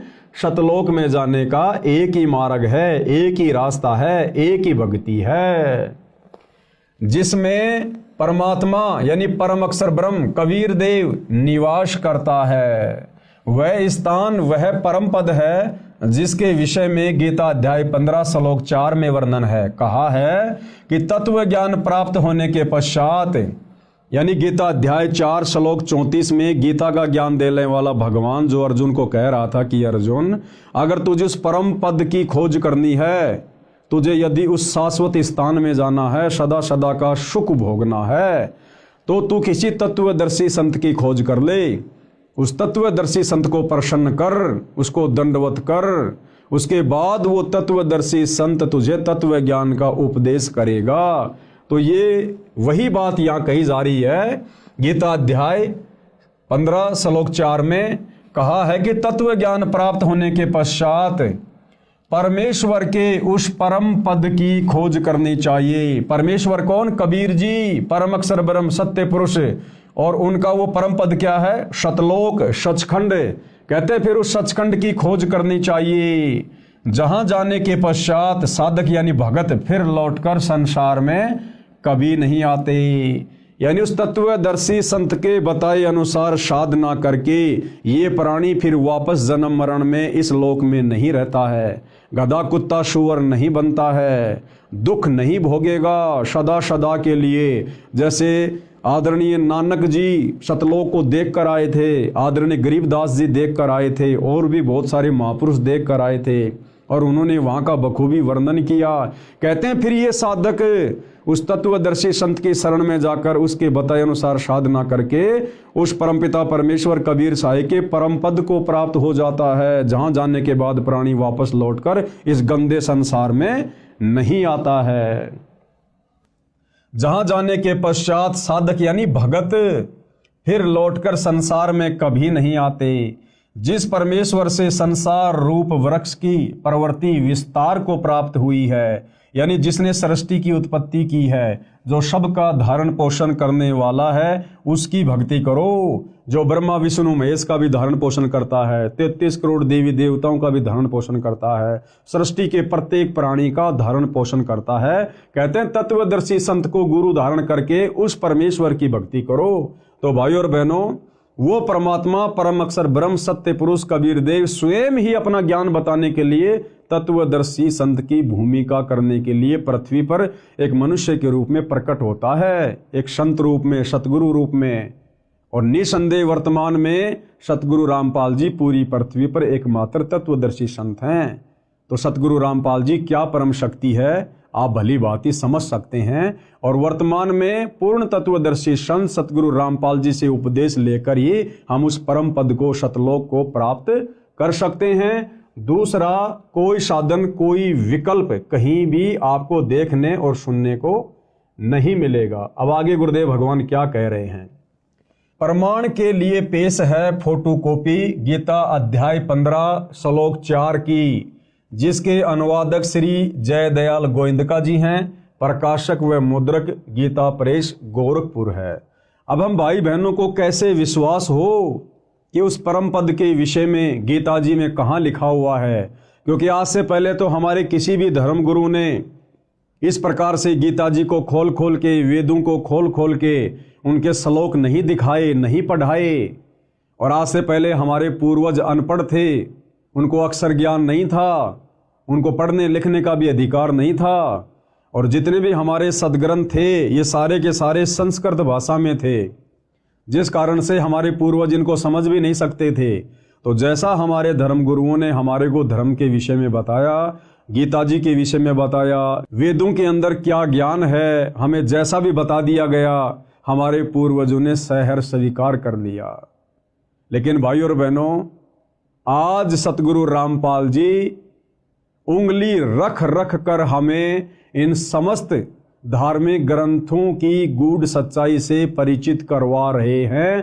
तो वर्तमान में धोखे की किसी प्रकार की कोई शंका नहीं होनी चाहिए। और बुद्धिमान समाज ने भी अपनी आंखों से इन समस्त प्रमाणों को देखकर, सबूतों को देखकर, जो हमारे ही धर्म की पवित्र पुस्तकों में वर्णित है, आप और हमने इस सच्चाई को फिर स्वीकार भी करना चाहिए अपनी आत्मा के कल्याण के लिए। तो गीता अध्याय 15 श्लोक 4 हमें क्या ज्ञान दे रहा है, ये गीता प्रेस गोरखपुर से प्रकाशित है और इसके अनुवादक जयदयाल गोविंदका जी हैं। और इसमें क्या कुछ लिखा है भाई और बहनों, हम ध्यान से इस श्लोक को पढ़ते हैं पूज्य गुरुदेव जी के आशीर्वाद से। तो भाई और बहनों, ये श्लोक लिखा हुआ है, आपकी आंखों के सामने है। यदि आपके पास में गीता जी है तो आप जी मिलान कर सकते हैं। जयदयाल गोविंदका जी ने संस्कृत के सामने हिंदी में अनुवाद किया है, आपकी आंखों के सामने है। उसके पश्चात उस परम पद रूप परमेश्वर को भली भांति खोजना चाहिए, जिसमें गए हुए पुरुष फिर लौटकर संसार में नहीं आते, और जिस परमेश्वर से इस पुरातन संसार वृक्ष की प्रवृत्ति विस्तार को प्राप्त हुई है, उसी आदि पुरुष नारायण के मैं शरण हूं। देखो भाई और बहनों, गीता जी का ज्ञान देने वाला भगवान, जिसको पूरा हिंदू समाज भगवान मान चुका था, परमात्मा मान चुका था, गीता का ज्ञान देने वाला भगवान अर्जुन से खुद कह रहा कि अर्जुन मैं भी उसी की शरण में हूं। यानी हम भाई बहन तो अनजाने में गीता का ज्ञान देने वाले भगवान की शरण को उत्तम शरण मान कर बैठे हुए थे, लेकिन गीता जी का ज्ञान देने वाला भगवान तो कह रहा कि अर्जुन, जिस परमपिता परमेश्वर ने इस संसार रूपी वृक्ष की प्रवृत्ति को पैदा किया है, बनाया है सृष्टि को, कहते मैं भी उसी आदि नारायण की शरण में हूं। आदि नारायण यानी सबसे पहले वाला परमात्मा, जिसने सृष्टि बनाई, जिससे पहले कुछ भी नहीं था। कहते उसी आदि पुरुष नारायण के मैं शरण हूं। इस प्रकार दृढ़ निश्चय करके उस परमेश्वर का मनन और नित्य ध्यान करना चाहिए। यानी गीता का ज्ञान देने वाला भगवान भी उसी परमपिता परमात्मा अक्षर पुरुष सत्य पुरुष कबीर देव की भक्ति करने की सलाह दे रहा है। अब आगे क्या कुछ लिखा हुआ है भाई और बहनों, पढ़ते हैं पूज्य गुरुदेव जी के आशीर्वाद से। शरीर में बने कमलों की जानकारी, यानी शरीर चाहे हिंदू का हो, चाहे मुसलमान का, सिख का, चाहे ईसाई का, सबके शरीर की रचना एक समान है, क्योंकि हम सब एक ही परमपिता परमेश्वर के बच्चे हैं। और हमारे शरीर में कमल दल, कमल चक्कर कहाँ कहाँ हैं, किन किन देवताओं का उनमें वास है, पूज्य गुरुदेव भगवान के आशीर्वाद से हम जानकारी प्राप्त करते हैं।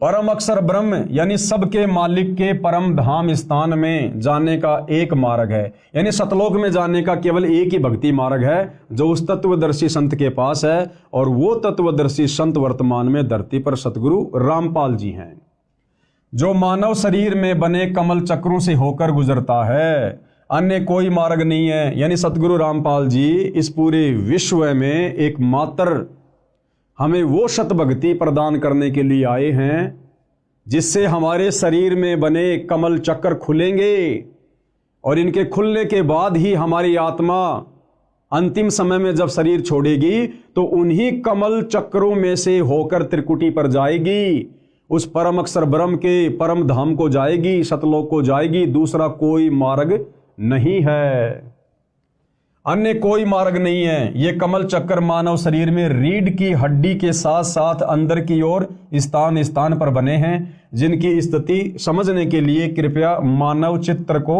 देखिएगा। अब वो कमल चक्कर का यहाँ पर एक फोटो बनाकर हमें समझाया गया है। तो भाइयों और बहनों, ये फोटोकॉपी है। हिंदू, मुसलमान, सिख, ईसाई यानी पूरे विश्व के जितने भी मानव शरीरधारी प्राणी हैं, स्त्री या पुरुष, उन सब के शरीर की रचना सेम टू सेम है। सभी के शरीर के कमल चक्र में इन देवी देवताओं का वास है, जिनके नाम, गांव, पते सब कुछ इनके आगे लिखे हुए हैं। कौन से चक्र में कौन से देवता का वास है, कौन से दल में कौन से देवता का वास है। शरीर पिंड में बने कमल चक्रों के चित्र। अब हम इसको आगे पढ़ते हैं। आप देख रहे हैं यह चित्र, इसमें प्रत्येक कमल की स्थिति स्पष्ट की है। प्रत्येक कमल में प्रवेश द्वार है जो बंद रहता है।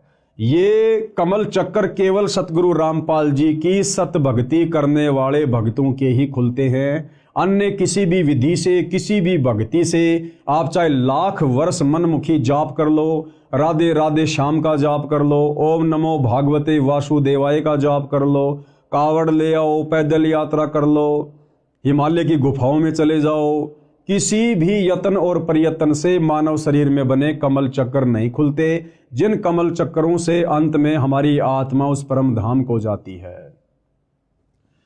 इस प्रकार की स्थिति प्रत्येक मानव स्त्री पुरुष के शरीर में है। सब कमल चक्र बंकनाल एक टेढ़ी मेढ़ी नाड़ी से जुड़े हैं। वह पाइप यानी नलकी की तरह हैं, जिसको बंकनाल कहा जाता है। उसमें कमलों के द्वारों से अन्य कोई प्रवेश द्वार नहीं है। जीवात्मा हृदय कमल में रहता है। जो सत्य भक्ति करता है वह परायण काल में यानी शरीर छोड़ने के बाद यानी संसार से जाने के समय हृदय कमल से मूल कमल में आता है, वहाँ से ऊपर को चलता है। उसकी सारे जीवन की भक्ति की शक्ति से सब कमल चक्कर खुले होते हैं। वह निर्बाध अपने इष्ट धाम में चला जाता है। जिस प्रकार भाई और बहनों हम गाड़ी लेकर टोल टैक्स पार करने की कोशिश करते हैं, और भाई और बहनों जिसकी गाड़ी पर फास्ट टैग लगा हुआ है और जिसके फास्ट टैग में पैसे हैं, उस टोल टैक्स पर जाते ही ऑटोमेटिक वहाँ का बैरियर हट जाता है और गाड़ी टोल टैक्स को पार कर जाती है। इसी प्रकार शरीर छोड़ते समय जिन आत्माओं के कमल चक्कर खुले होंगे वही आत्माएं उस परम अक्षर ब्रह्म के शतलोक को प्राप्त होगी। बाकी यही गधे कुत्ते सुअर बनते रहेंगे, नरक में स्वर्ग में धक्के खाते रहेंगे, 84 लाख योनियों में भटकते भरमते रहेंगे। तो ये कमल चक्कर खोलने की सतभक्ति वर्तमान में केवल सतगुरु रामपाल जी के पास है, केवल सतगुरु रामपाल जी के पास में। और आगे पूज्य गुरुदेव भगवान हमें क्या बता रहे हैं विशेष, जैसे टीवी यानी टेलीविजन में चैनल बने होते हैं, जो कार्यक्रम टीवी पर देखा जाता है वह वास्तव में कहीं अन्य स्थान पर हो रहा होता है। जिस प्रकार बहुत सारे भाई बहन क्रिकेट का मैच देखते हैं अपने घरों में बैठकर। भाई और बहनों क्रिकेट का मैच हो रहा है दुबई में और हिंदुस्तान वाले सेम टाइम अपने घर पर टीवी में देख रहे हैं। इसी प्रकार ये ब्रह्मा विष्णु महेश जी अपने अपने लोकों में ऊपर हैं, लेकिन उनकी शक्ति हमारे शरीर में बने इन कमल चक्रों में समाई रहती है। उनकी जो तरंगे हैं, उनकी जो वो गुण हैं, उनकी जो पावर है वो वहाँ से हमारे को प्रभावित करती रहती है। तो इसी प्रकार गुरुदेव भगवान ने हमें टीवी का उदाहरण देकर समझाना चाहा है। जैसे टीवी यानी टेलीविजन में चैनल बने होते हैं, जो कार्यक्रम टीवी पर देखा जाता है वह वास्तव में कहीं अन्य स्थान पर हो रहा होता है, वह चैनल पर दिखाई देता है। इसी प्रकार निम्न देव व परमात्मा अपने अपने लोकों में रहते हैं, यानी हमारे शरीर में बने हुए कमलों में जो देवी देवता विराजमान हैं वो वास्तव में अपने ऊपर के लोकों में हैं, अपने यथा स्थान पर हैं।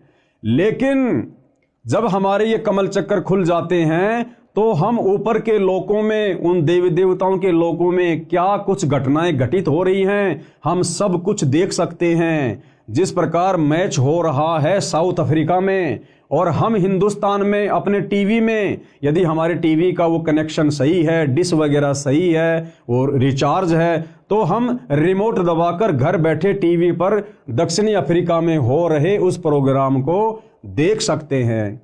तो हमारे शरीर में जो कमल चक्र हैं और उनमें जिन जिन देवी देवताओं का वास है, यानी स्वाद चक्र में ब्रह्मा और शावत्री जी का वास है, और मूल कमल में श्री गणेश जी का वास है, और नाभि कमल में श्री विष्णु जी और लक्ष्मी जी का वास है, कंठ कमल में श्री दुर्गा जी का वास है, हृदय कमल में शंकर और पार्वती जी का वास है। और जब हमें सच्चे सतगुरु से, तत्वदर्शी संत से इन कमल चक्रों को खोलने की सतभक्ति प्राप्त हो जाती है तो भाई और बहनों हम खुली आंखों से सब कुछ वो नज़ारा देख सकते हैं। इसीलिए तो आदरणीय गरीबदास जी ने पहले अपनी वाणी में कहा था कि वही मोहम्मद, वही महादेव, वही आदम, वही ब्रह्मा, और दास गरीब दूसरा कोई नहीं, देख आपने घर मां।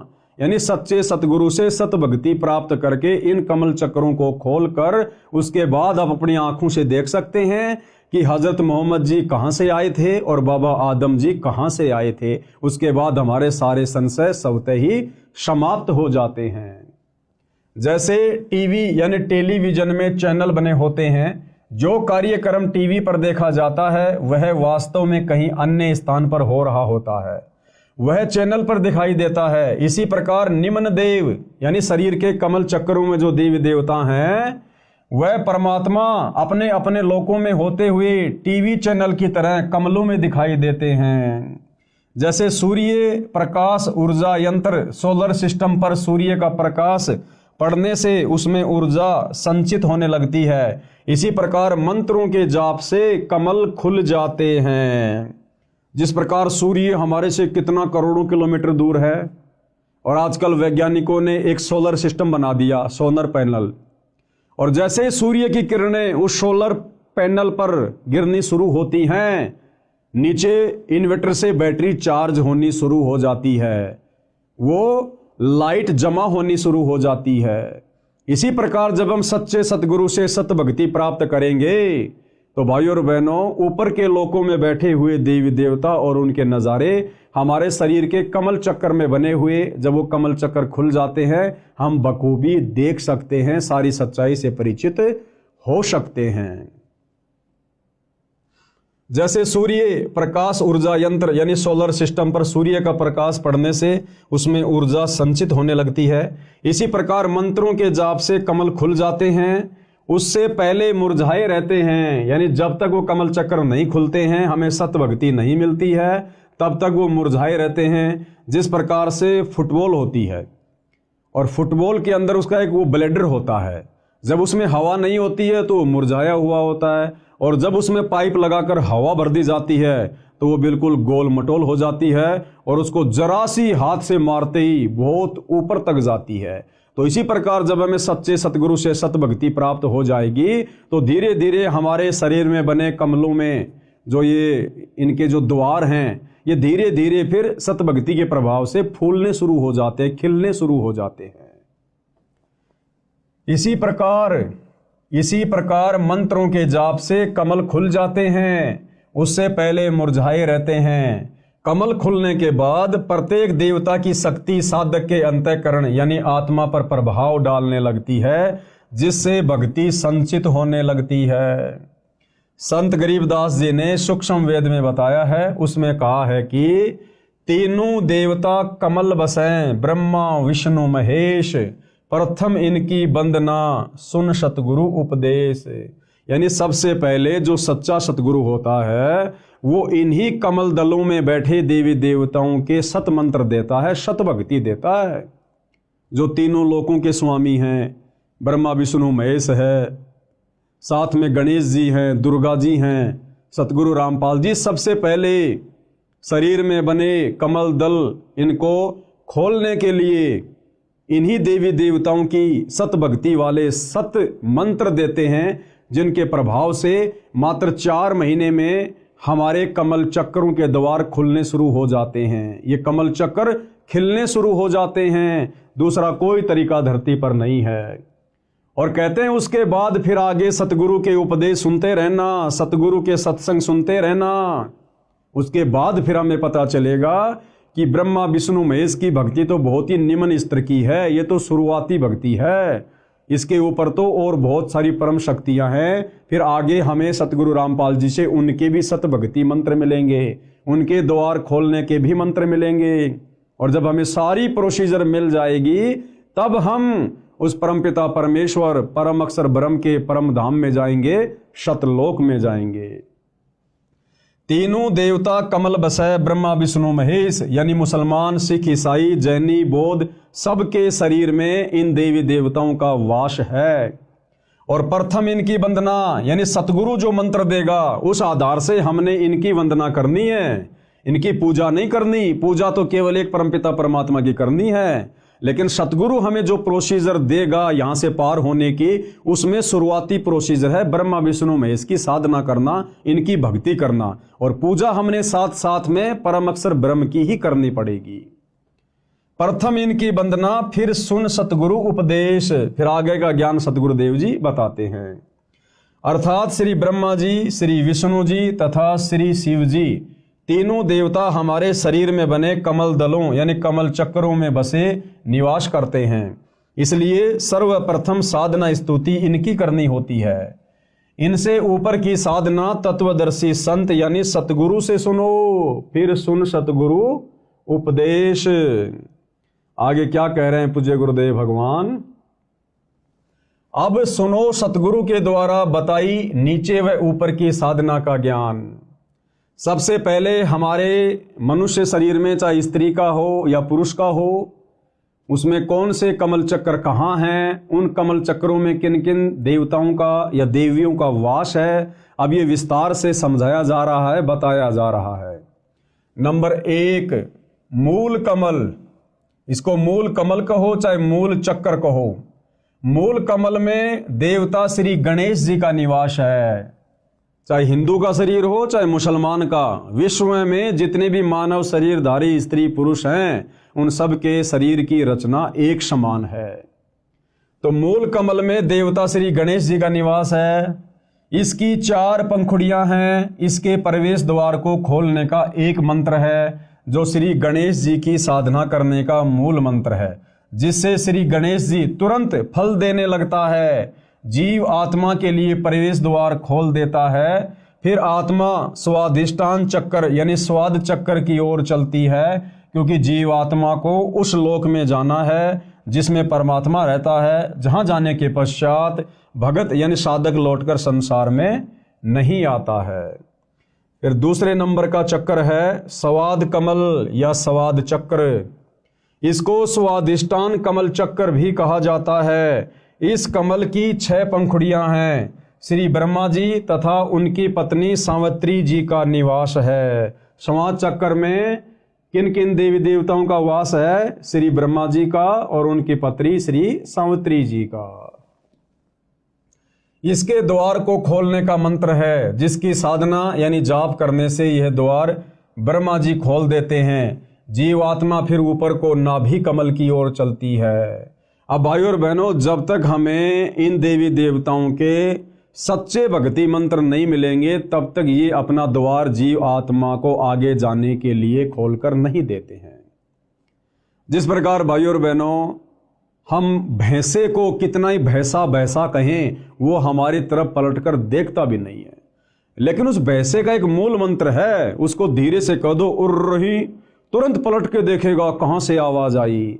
जिस प्रकार एक कुत्ता होता है, हम उसको कितना ही कहें कुत्ता कुत्ता, एक कुत्ता ले रोटी, एक कुत्ता, वो कुत्ता बिल्कुल नहीं देखता। लेकिन उसका एक बीज मंत्र है, धीरे से उसको कह दो त्योल त्योल या तुरंत देखेगा वो कुत्ता, क्योंकि उस वाणी से वो प्रभावित होता है, आकर्षित होता है कि मुझे कौन पुकार रहा है।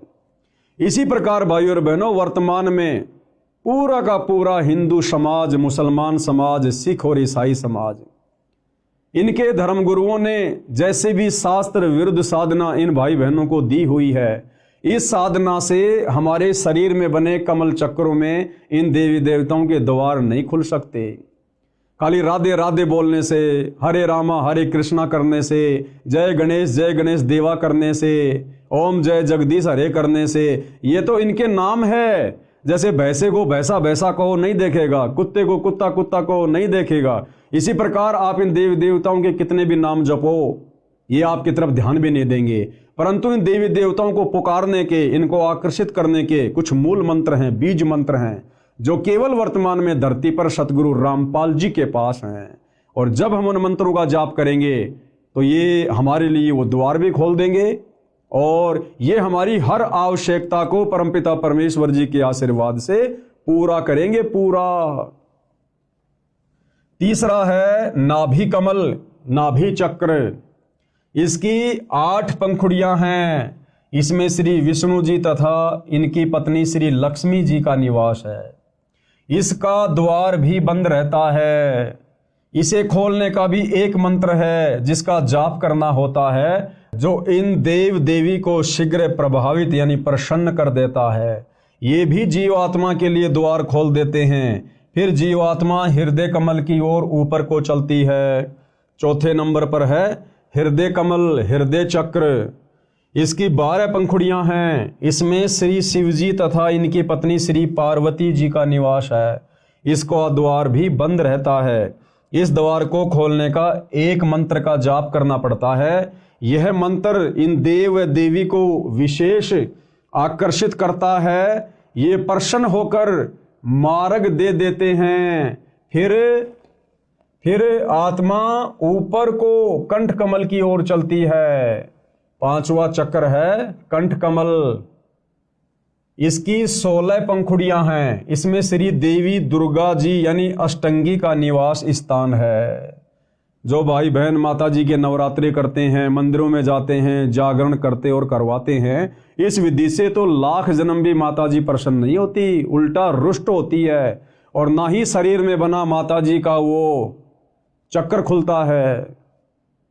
वो कैसे खुलेगा? वो वास्तविक मंत्र क्या है जिसका जाप करने से माता जी शीघ्र हमें लाभ देती है, हमारे ऊपर प्रसन्न होती है, हमारी आत्मा के कल्याण के लिए, मोक्ष के लिए अपने उस द्वार को, चक्कर को खोल देती है। वो मंत्र आज पूरी पृथ्वी पर केवल सतगुरु रामपाल जी के पास है, जिन मंत्रों का हम लाखों की संख्या में उनके भगत रोजाना सुमरण करते हैं।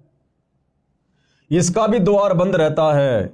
इसको खोलने का भी एक मंत्र है जिसका जाप करना होता है, जिससे वश होकर, आकर्षित होकर यानी प्रसन्न होकर श्री देवी जी यानी दुर्गा जी जीवात्मा के लिए द्वार खोल देती है।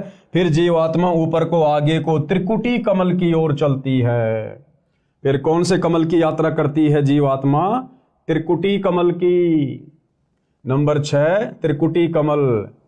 त्रिकुटी कमल या चक्र, इसकी 2 पंखुड़ियां हैं। एक का रंग काला है, दूसरी का सफेद है।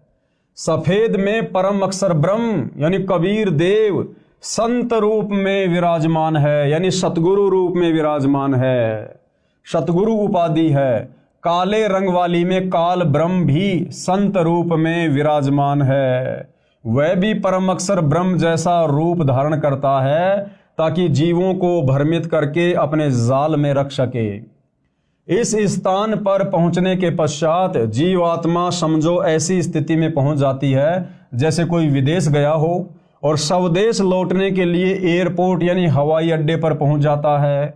वहां से जहां जहां जाना होता है उसको उसी वायुयान में बैठा दिया जाता है।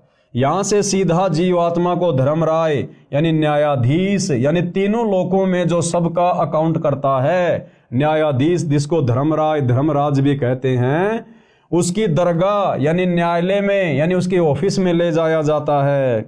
वहां सबका धर्म कर्मों व पाप कर्मों का हिसाब लेखा जोखा होता है। इसके बाद जैसे कोई श्री विष्णु जी का भगत है उसको विष्णु जी के लोक में भेजा जाता है। जो श्री शिव जी का उपासक है उसे शिव जी के लोक में भेजा जाता है। जो अन्य देवता का पुजारी है उसे उसके पास भेजा जाता है। जो माता श्री देवी दुर्गा जी का साधक यानी भगत है, साधिका है, उसे श्री देवी जी के लोक में भेजा जाता है। अन्य जो पापी हैं उनको नरक या अन्य प्राणियों के शरीरों में भी कर्मानुसार भेज दिया जाता है। और जिन लोगों ने खाली ब्रह्मा विष्णु महेश तक की साधना की, माता जी तक की साधना की, वो भाई और बहनों उनके लोकों में कब तक रहेंगे? जब तक उन्होंने मनुष्य जन्म में रहकर जैसा भी दान पुण्य किया, धर्म किया, भक्ति की, जितनी उन्होंने अपनी भक्ति वाली बैटरी चार्ज की, तब तक ही वो आत्माएं श्री ब्रह्मा के लोक में, श्री विष्णु के लोक में, श्री शिव जी के लोक में, गणेश जी के लोक में, माता जी के लोक में थोड़े बहुत समय के लिए रह सकते हैं। और जैसे उनकी भक्ति समाप्त होगी, दान धर्म की कमाई समाप्त होगी, उसी समय उनको वहाँ से उनकी मृत्यु करके नरक में पटक दिया जाएगा। फिर 84 लाख योनियों में डाल दिया जाएगा।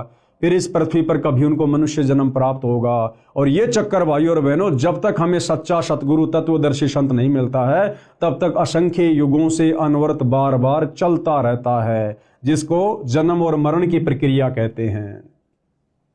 7वां कमल है सहस्त्र कमल। इस कमल की 1000 पंखुड़ियां हैं। इनमें काल ब्रह्म, कौन है ये काल ब्रह्म? जब आप सृष्टि रचना पढ़ेंगे सतगुरु रामपाल जी के मुख से इस पुस्तक में या यूट्यूब पर वीडियो देखकर, तो आपको पता चलेगा कि ये काल ब्रह्म कौन है जो सहस्त्र कमल चक्कर में रहता है। यही है वास्तव में सारे फसाद की जड़, जिसने हम सबको सतलोक से यहाँ नीचे पटक दिया अपने जाल में फंसाकर। ये दुर्गा का पति है ये काल ब्रह्म, ये ब्रह्मा विष्णु महेश का ये पिताजी है काल ब्रह्म, जो यहाँ सबको भ्रमित करके रखता है।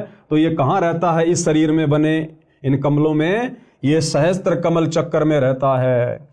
इस कमल की 1000 पंखुड़ियां हैं। इसमें काल ब्रह्म यानी ज्योति निरंजन का निवास है। इस काल ब्रह्म को ज्योति निरंजन भी कहते हैं, जो ब्रह्मा विष्णु महेश का पिता है, दुर्गा का पति है। यह कमल ब्रह्मलोक का चैनल है। ब्रह्मलोक में जाने का प्रवेश द्वार ब्रह्मरंध्र कहलाता है। ये भी बंद रहता है। इसको खोलने का 2 अक्षर का मंत्र है, उसका जाप करना होता है। और ये 2 अक्षर का जाप भाई और बहनों, जिसको सतनाम भी कहते हैं, ये आज वर्तमान में इस पृथ्वी पर केवल सतगुरु रामपाल जी के पास है। और यदि किसी अन्य ने उनसे उपदेश लेकर मनमुखी रूप से आगे देना भी शुरू कर दिया होगा तो वो कार्य नहीं करेगा, क्योंकि इस मंत्र को देकर जाप करवाने के अधिकारी केवल सतगुरु रामपाल जी हैं। और अधिकारी से उपदेश लिए बिना यदि आप इस मंत्र का मनमुखी रूप से जाप करेंगे, ये उल्टा आपको रिएक्शन देगा, आपको पॉजिटिव दिशा में लेकर नहीं जाएगा। विशेष संपूर्ण अध्यात्म ज्ञान न होने के कारण साधक यानी भगत ओम नाम का जाप विधि से नहीं करता है। यानी इस ब्रह्म की जो साधना है उसकी भी एक विधि है, इसकी साधना की भी कुछ मर्यादाएं हैं, और ये मर्यादा केवल सतगुरु रामपाल जी बताएंगे। इस कारण से उसे देवलोक प्राप्त होता है। यानी ओम नाम का जाप करने वाला काल ब्रह्म के ब्रह्मलोक में जाता है। लेकिन ओम नाम के जाप की वास्तविक विधि क्या है, नियम और मर्यादा क्या है, ये पता ना होने के कारण ओम नाम का जाप करने वाला भी देवी देवताओं के ही लोक में चला जाता है, उस काल ब्रह्म के ब्रह्मलोक तक नहीं पहुंच पाता है।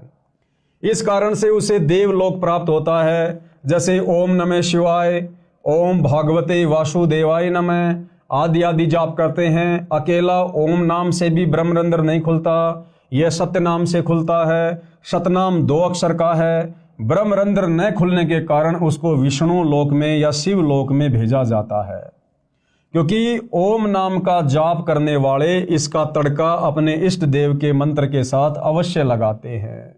जैसे ऊपर 2 मंत्र लिखे हैं, फिर पृथ्वी पर राजा बनाया जाता है, फिर पशु योनि में जाता है। इससे आगे 2 कमल और हैं, नंबर 8 अष्टदल कमल और नंबर 9 शंख कमल। इनका विवरण नहीं लिखूंगा, गुरुदेव भगवान कह रहे हैं अब 8वें अष्टदल कमल का और 9वें शंख कमल का वर्णन यहां इस पुस्तक में नहीं लिखूंगा। यह रहस्य उपदेशी को समझाया जाता है। ये रहस्य, ये जानकारी केवल उन्हीं को प्राप्त है जो सतगुरु रामपाल जी से उपदेश लेकर भक्ति करते हैं, क्योंकि यह गुप्त मंत्र है, गुप्त जानकारी है। यह रहस्य उपदेशी को समझाया जाता है। उपरोक्त सब कमल चक्रों को खोलने के जो मंत्र हैं वे केवल दास यानी लेखक रामपाल दास के पास हैं, यानी सतगुरु रामपाल जी के पास हैं। मोक्ष के इच्छुक प्रत्येक मानव को इन कमलों को खोलकर ही मोक्ष प्राप्त होता है। दूसरा कोई तरीका धरती पर नहीं है, चाहे मनमुखी साधना शंकराचार्य जी से लेकर करते रहिए। कमल चक्रों को 2 विधि से खोला जाता है। हमारे शरीर में बने कमल चक्र किन 2 विधियों से खोले जाते हैं उसका गुरुदेव भगवान वर्णन कर रहे हैं। नंबर 1 ध्यान समाधि का अभ्यास करके हठ योग मार्ग से। और ये जो साधना है भाई और बहनों, ध्यान समाधि वाली, हठ योग वाली, तप वाली, ये चारों वेदों और गीता जी के विपरीत है। इस विधि को अपनाने से भी साधक को पूर्ण मोक्ष नहीं मिलता है। ये विधि अति कठिन है, आम आदमी इस विधि को नहीं कर सकता। एक जीवन में 1 या 2 कमल चक्कर खुल पाते हैं। इसके विषय में पूरी जानकारी नहीं होने से साधक यानी भगत उसी एक कमल चक्कर में आसक्त होकर वहां का नज़ारे देखने लग जाता है। कुछ सिद्धियां प्राप्त हो जाती हैं, उन्हीं से प्रसिद्धि प्राप्त करके जीवन नष्ट कर जाता है। दूसरी विधि क्या है? इन शरीर में बने कमल चक्रों को खोलने की नाम के जाप से। दूसरी विधि क्या है? मंत्र जाप से, नाम जाप से। नामों का जाप करके सब कमल खोले जाते हैं। ये विधि सरल व शास्त्रोक्त होने से कारगर है, यानी ये शास्त्र विधि के अनुसार है। इस विधि को आम आदमी आसानी से कर सकता है। ये कार्य करते करते भी की जा सकती है, यानी मंत्रों का जाप अपना दैनिक कार्य करते करते भी किया जा सकता है।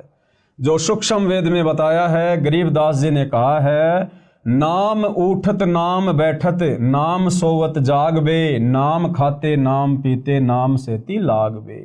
यानी ये विधि शास्त्रों के अनुसार भी है, ये विधि सहज भी है और ये विधि अंत में कारगर भी है।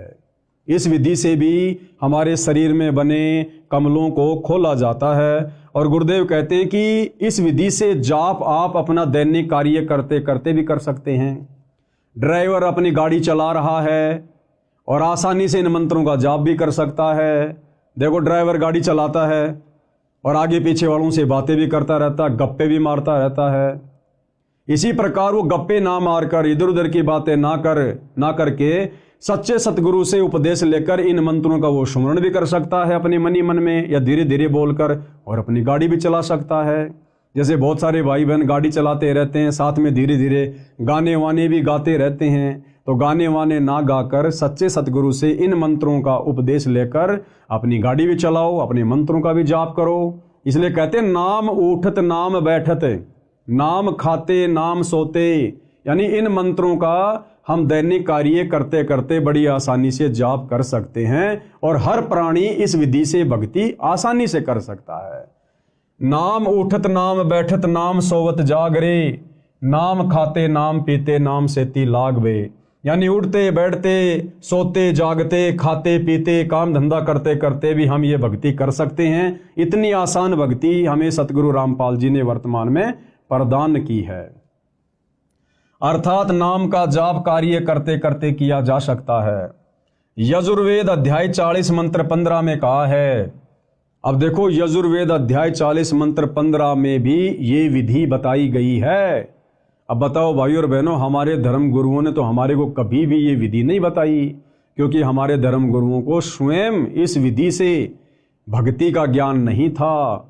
अब सतगुरु रामपाल जी ने आकर पूरा रहस्य उजागर किया है। तो यजुर्वेद अध्याय 40 मंत्र 15 में क्या कहा गया है? ओम कृत्यो समर किलबे समर कृत्युम समर। अर्थात ओम नाम का जाप कार्य करते करते कर, विशेष लगन यानी तड़प के साथ तथा मानव जीवन का मुख्य कर्तव्य मानकर जाप कर। और गीता अध्याय 8 श्लोक 5 व 7 में कहा है कि हे अर्जुन, तू युद्ध भी कर मेरा सुमरण भी कर। अब भाई और बहनों, युद्ध से कठिन कार्य कोई नहीं हो सकता। और जब युद्ध करते करते भी नाम सुमरण करने की सलाह दी गई है, तो आम व्यक्ति तो दैनिक जीवन के कार्य करते करते, जो कि युद्ध से बहुत ही आसान होता है, इन मंत्रों का जाप कर सकता है। विचार करो, क्या कह रहे हैं आगे गुरुदेव कि पुण्यात्माओं विचार करो, युद्ध से कठिन कार्य कोई नहीं होता। भक्ति उस दौरान भी की जानी चाहिए, अर्थात साधना नाम जाप वाली कारगर है। नाम का जाप 3 वर्ष के बच्चे से लेकर वृद्ध तक आसानी से कर सकता है। यानी परमेश्वर जी का विधान है कि जैसे ही बच्चा 3 वर्ष का हो जाए, उसको सच्चे सतगुरु की शरण से जोड़ देना चाहिए, उसको मंत्र उपदेश दिलवा देने चाहिए, क्योंकि 3 वर्ष का बच्चा हल्का फुल्का बोलने समझने लग जाता है। और जैसे भी टूटी फूटी भक्ति वो माता पिता को देखकर या उनके साथ साथ में करेगा, तो धीरे धीरे भक्ति की शक्ति उसके अंदर प्रवेश होना शुरू हो जाती है। अर्थात साधना नाम वाली कारगर है। नाम का जाप 3 वर्ष के बच्चे से लेकर बूढ़े तक आसानी से कर सकता है। कार्य करते करते भी कर सकता है, चलते फिरते भी कर सकता है, लेटा लेटा व बैठकर भी नामों का जाप कर सकता है। विशेष दूसरे शब्दों में मंत्र के जाप का ऐसे प्रभाव देवी देवताओं पर होता है जैसे सर्प ने डसने के लिए फन फैला रखा होता है। सर्प वश करने की विद्या जानने वाला यानी गारुड़ मंत्र बोलकर सर्प को विवश कर देता है, जिसके प्रभाव से सर्प अपना फन इकट्ठा करके रास्ता छोड़कर चल देता है। इसको परमेश्वर कबीर जी ने बहुत अच्छे तरीके से समझाया है। कबीर जैसे फनपति यानी सर्प, जैसे फनपति मंत्र सुन राखे फन सकोड़, ऐसे बीरा मेरे मंत्र नाम से काल ब्रह्म लेवे मुंह मोड़। एक गारुड़ होता है भाई और बहनों, वो कुछ मंत्रों को सिद्ध कर लेता है, और जो सर्प होता है अपना फन उठाकर जब किसी को डसने की स्थिति में होता है, तो गारुड़ जब उस मंत्र का बार बार जाप करता है तो सर्प के ऊपर उन मंत्रों का इतना प्रभाव होता है कि विवश होकर वो फणपति सर्प भी अपने फन को समेटकर और दूसरे रास्ते निकल लेता है। इसी प्रकार जब हम सतगुरुदेव भगवान के द्वारा दिए गए इन सतभक्ति मंत्रों का जाप करते हैं तो मोक्ष मार्ग में सबसे बड़ी बाधा जो ये काल ब्रह्म है, ज्योति निरंजन है, ये भी विवश हो जाता है हमारे को सतलोक का रास्ता देने के लिए। कबीर जैसे फनपति सरप मंत्र सुन राखे फन सकोड़, ऐसे बीरा मेरे मंत्र नाम से काल ब्रह्म लेवे मुंह मोड़। अर्थात कबीर परमेश्वर जी ने कहा है कि जैसे सरप ने डसने के लिए फन उठा रखा होता है तो गारुड़ मंत्र जाप कर देता है, जिससे प्रभावित होकर सरप फन इकट्ठा करके चला जाता है। ऐसे ही मेरे द्वारा दिए नाम मंत्र के जाप से काल ब्रह्म मुरझा जाता है, मार्ग नहीं रोक पाता। इसी प्रकार कमलों के मंत्र के जाप से ये सब देवी देव मार्ग छोड़ देते हैं। एक अन्य उदाहरण दे रहे हैं गुरुदेव भगवान हमें समझाने के लिए। जैसे गांव के व्यक्ति भैंस को गर्भ धारण करवाने के लिए भैंसे की खोज में जाते हैं, क्योंकि भैंसा कहीं घास चर रहा होता है। भैंस वाला भैंसे को बुलाने के लिए उसका मूल मंत्र बोलता है, जिससे भैंसा इतना प्रभावित होता है कि वह पूरी गति से उस मंत्र को बोलने वाले की ओर खिंचा चला आता है। फिर उसे भैंस दिखाई देती है, भैंस को गर्भ धारण करता है, उसका वह मंत्र है कुर्र कुर्र, जैसे हुर्र हुर्र कहते हैं ना अपन, उर्र रही। तो इस प्रकार से भैंसा तुरंत उस मंत्र के वशीभूत होकर दौड़कर चला आता है। और इसके विपरीत यदि हम उसको भैंसा भैंसा कहेंगे तो वो बिल्कुल भी नहीं देखता है। यदि भैंसा भैंसा बोलो तो भैंसा यानी झोटा बिल्कुल टस से मस नहीं होता। इसी प्रकार भाई और बहनों, ये ब्रह्मा विष्णु महेश जी को आप इनके नामों से कितना ही पुकारो, श्री ब्रह्मा, श्री विष्णु, श्री शंकर देवाय नमः, ओम श्री विष्णु देवाय नमः, राधे राधे, ये आपकी तरफ बिल्कुल भी ध्यान नहीं देंगे, भक्ति का कोई लाभ इनकी तरफ से नहीं मिलेगा। लेकिन जब हम इनके मूल मंत्र, बीज मंत्र सतगुरु रामपाल जी को सतगुरु धारण करके करेंगे, सुमरण करेंगे, तो ये उस भैंसे की तरह वशीभूत होकर तुरंत अपने भगत की तरफ दौड़ पड़ेंगे कि क्या आपत्ति आ गई, इस आत्मा को किस वस्तु की आवश्यकता है। इसी प्रकार विष्णु विष्णु आदि नाम से श्री विष्णु देवता टस से मश नहीं होता, परंतु जो मंत्र दास बताता है यानी सतगुरु रामपाल जी हमें बताएंगे, उससे खींचा चला आता है और पूर्ण लाभ देता है। इस प्रकार अन्य देवों की स्थिति जानो। अध्यात्म मार्ग के कुछ नियम हैं जिनका पालन करना अनिवार्य है। अब भाइयों और बहनों, मान लो हमें सच्चे सतगुरु तत्वदर्शी संत सतगुरु रामपाल जी की सत भक्ति, उनकी शरण भी प्राप्त हो गई। उन्होंने हमें ये बीज मंत्र भी दे दिए, मूल मंत्र भी दे दिए इन समस्त देवी देवताओं को जिन जिन की हमें आवश्यकता है। और यदि हमने मर्यादा नहीं रखी, हमने नियमों में रहकर, सतगुरु के वचन में रहकर इन मंत्रों का जाप नहीं किया, तो भी भाई और बहनों ये देवी देवता किसी भी प्रकार से उन मंत्रों का जाप करने से विवश नहीं होंगे, हमारी तरफ उनका खिंचाव बिल्कुल भी नहीं बनेगा। तो इन मंत्रों के प्रभाव को यथावत बनाए रखने के लिए और इन समस्त देवी देवताओं से संपूर्ण लाभ प्राप्त करने के लिए इस भक्ति मार्ग की क्या क्या मर्यादा हैं, क्या क्या नियम हैं, जिनको तोड़ने से, जिनको खंड करने से हमें फिर कोई भी लाभ इन मंत्रों का नहीं मिलेगा। तो प्रत्येक मर्यादा को हमने ध्यानपूर्वक देखना और समझना है। तो क्या कह रहे हैं पूज्य गुरुदेव भगवान? नंबर 1, पूर्ण गुरु से दीक्षा ली जाए। सबसे पहली बात, हम जिसे अपना सतगुरु धारण कर रहे हैं वो सच्चा होना चाहिए, पूर्ण सतगुरु होना चाहिए, इन मंत्रों को दान करने का अधिकारी होना चाहिए। नंबर 1, पूर्ण गुरु से दीक्षा ली जाए। बिना गुरु के किया गया नाम जाप व दिया गया दान निष्फल होता है। कबीर जी अपनी वाणी में कहते हैं, गुरु बिन माला फेरते, गुरु बिन देते दान, और गुरु बिन दोनों निष्फल है, पूछो वेद पुराण। यानी सच्चा गुरु धारण किए बिना हम कितने भी मंत्र जाप कर लें, हम कितना भी दान पुण्य करें, उसका हमें मोक्ष मार्ग में, मुक्ति के मार्ग में किसी प्रकार का कोई सहयोग प्राप्त नहीं होगा। बाकी ठीक, हम जैसा भी दान धर्म करेंगे उसका प्रतिफल हमें परमात्मा अवश्य देगा। जैसे आप देखते हैं भाइयों और बहनों, बड़े बड़े लोगों के घरों में कुत्ते होते हैं, वीआईपी कुत्ते, और वो कुत्ते अपने मालिकों के साथ उनकी गाड़ियों में चलते हैं। गाड़ी का मालिक और कुत्ता पीछे की सीट पर बैठा है और आप और हमारा जैसा एक मनुष्य आगे गाड़ी चला रहा है। यानी इंसान तो ड्राइवर है और कुत्ता मालिक बनकर पीछे बैठा हुआ है। उस कुत्ते के रहने के लिए बढ़िया मकान बना हुआ है। वेटनरी डॉक्टर महीने में, सप्ताह में एक बार उसको चेक करने आता है। गर्मी में उस कुत्ते के लिए एसी की सुविधा है, सर्दियों में हीटर की सुविधा है, और हर प्रकार से उसको नहलाया जाता है, हर प्रकार से उसकी देख रेख की जाती है। अब भाइयों और बहनों, वो कुत्ते वाली आत्मा कौन है? जो सुविधा वर्तमान में 80% मानव शरीरधारी स्त्री पुरुषों को प्राप्त नहीं है, वो सुविधा उस कुत्ते के शरीर में उस प्राणी को प्राप्त है। क्यों? क्योंकि वो कुत्ते वाली जीव आत्मा वही है जिसका पहले मनुष्य शरीर था, स्त्री या पुरुष का, और उसने बहुत सारा दान धर्म किया, उसने मंत्रों का जाप भी किया, भंडारे भी किए, कंबल भी बांटे, परंतु उसने सच्चा सतगुरु नहीं बनाया। उसने सच्चा सतगुरु धारण करके उन मंत्रों का जाप नहीं किया, दान पुण्य नहीं किया, बिना गुरु के भक्ति करता रहा, दान पुण्य करता रहा।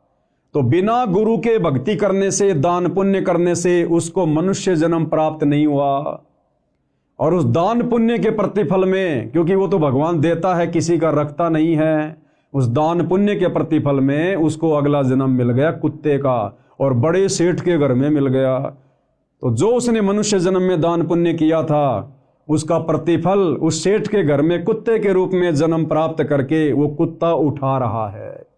अगर वो भली आत्मा जब मनुष्य शरीर में था और जो दान पुण्य धर्म वो कर रहा था, अगर साथ में गुरु भी धारण कर लेता तो उसको मनुष्य जन्म भी मिलता और सारी की सारी वो सुविधा मिलती।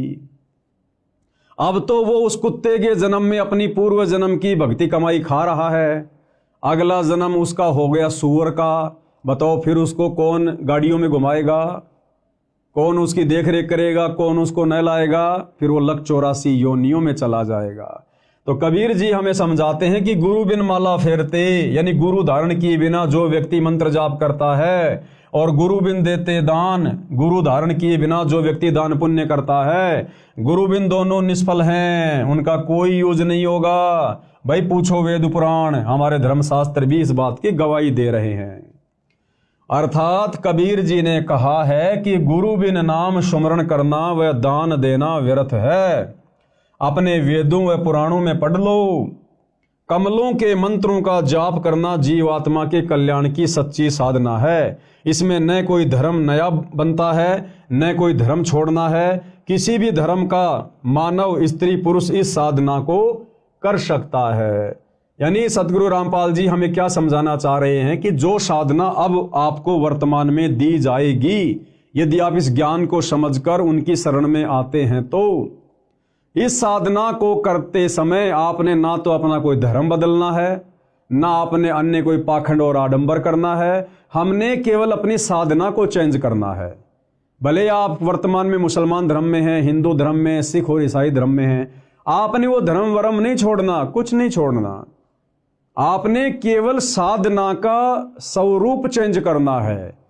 हम जो पहले शास्त्र विरुद्ध साधना कर रहे थे, मनमुखी साधना कर रहे थे, मनमुखी मंत्रों का जाप कर रहे थे, अब हमने अपनी उस साधना को शास्त्र अनुकूल करना है, सच्चे सतगुरु को धारण करके। और फिर जो जो नियम और मर्यादा है हमने उनका पालन करना है। फिर हिंदू हिंदू बना रहो, मुसलमान मुसलमान बना रहो, नो ऑब्जेक्शन। हमने केवल साधना चेंज करनी है, धर्म वरम कुछ भी चेंज नहीं करना, क्योंकि धर्म तो असल में फिर हमें समझ में आएगा कि कोई है ही नहीं, केवल एक मानव धर्म है। कमल के मंत्रों का जाप करना जीव आत्मा के कल्याण की सच्ची साधना। कैसे? इसको हम ध्यान से पढ़ेंगे। इसमें न कोई धर्म नया बनता है, न कोई धर्म छोड़ना है। किसी भी धर्म का मानव, स्त्री या पुरुष इस साधना यानी भक्ति को कर सकता है। वर्तमान में अधिकतर हिंदू समाज का कहना है कि रामपाल दास हिंदू धर्म का विरोधी है। ये सबसे पहले लोगों के दिलो दिमाग में आता है कि भाई सतगुरु रामपाल जी तो हिंदू धर्म के विरोधी हैं, वे तो हमारे देवी देवताओं की पूजा छुड़वाते हैं। नहीं भाई, ये हमारी सबसे बड़ी गलत फहमी है।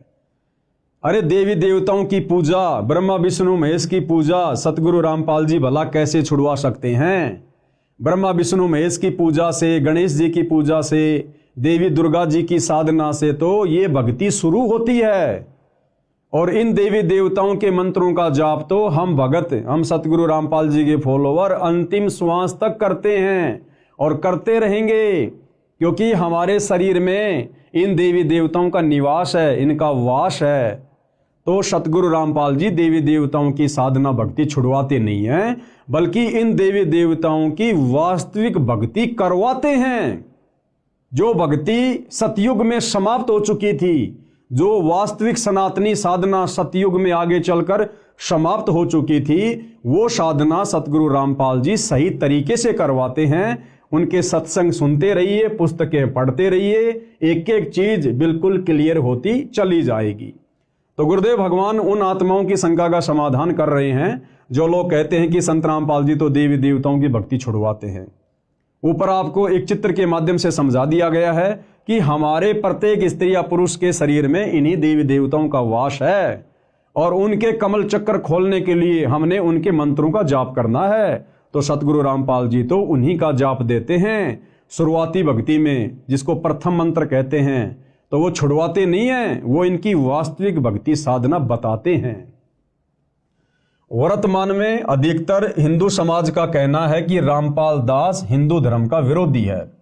श्री ब्रह्मा जी, श्री विष्णु जी तथा श्री शिव जी की भक्ति छोड़ने को कहता है। इस विषय में आप स्वयं विचार करें कि क्या श्री ब्रह्मा जी, श्री विष्णु जी तथा श्री शिव जी की साधना छुड़वाई है या शास्त्र अनुकूल भक्ति बताई है? तो भाइयों और बहनों, शास्त्र अनुकूल भक्ति बता रहे हैं सतगुरु रामपाल जी, तो छुड़वा नहीं रहे। आगे क्या कह रहे हैं पूज्य गुरुदेव भगवान, हमने ध्यान से पढ़ने की आवश्यकता है। सभी धर्मों के मानवों को कर्म फल तीनों देवता ही देते हैं। तीनों देवता ब्रह्मा विष्णु महेश जी, जितने भी मानव शरीरधारी स्त्री पुरुष हैं, जैसे भी वो भक्ति करते हैं, जैसे भी वो कर्म कुकर्म करते हैं, उनका फल ये तीनों देवता ब्रह्मा विष्णु महेश ही देते हैं। अब वो किस विधि से देते हैं, कैसे देते हैं, क्या उसकी प्रोसीजर है, इसके विषय में भाइयों और बहनों ये पवित्र पुस्तक हिंदू साहिबान नहीं समझे वेद गीता पुराण, हम इसके तीसरे नंबर की वीडियो में कल आपको गुरुदेव भगवान के आशीर्वाद से समझाने का प्रयास करेंगे। और आज के वीडियो में हम यहीं पर विराम लेते हैं। कल रात्रि 9 बजे सभी भाई बहन फिर से मुझदास के Facebook page Pawan Das is live पर लाइव जुड़िए। और हिंदू धर्म जिस प्रकार से सनातनी पूजा के नाम पर भ्रमित है, काल के द्वारा ठगा जा रहा है, मनुष्य जन्म को दिन प्रतिदिन बर्बाद करता जा रहा है, हम कल के वीडियो में विस्तार से आगे इस मनुष्य जन्म की उपयोगिता के बारे में जानेंगे, समझेंगे। तब तक गुरुदेव भगवान हम सबको आज्ञा दे, आशीर्वाद दे। बंदी छोड़ सतगुरु रामपाल जी भगवान की जय।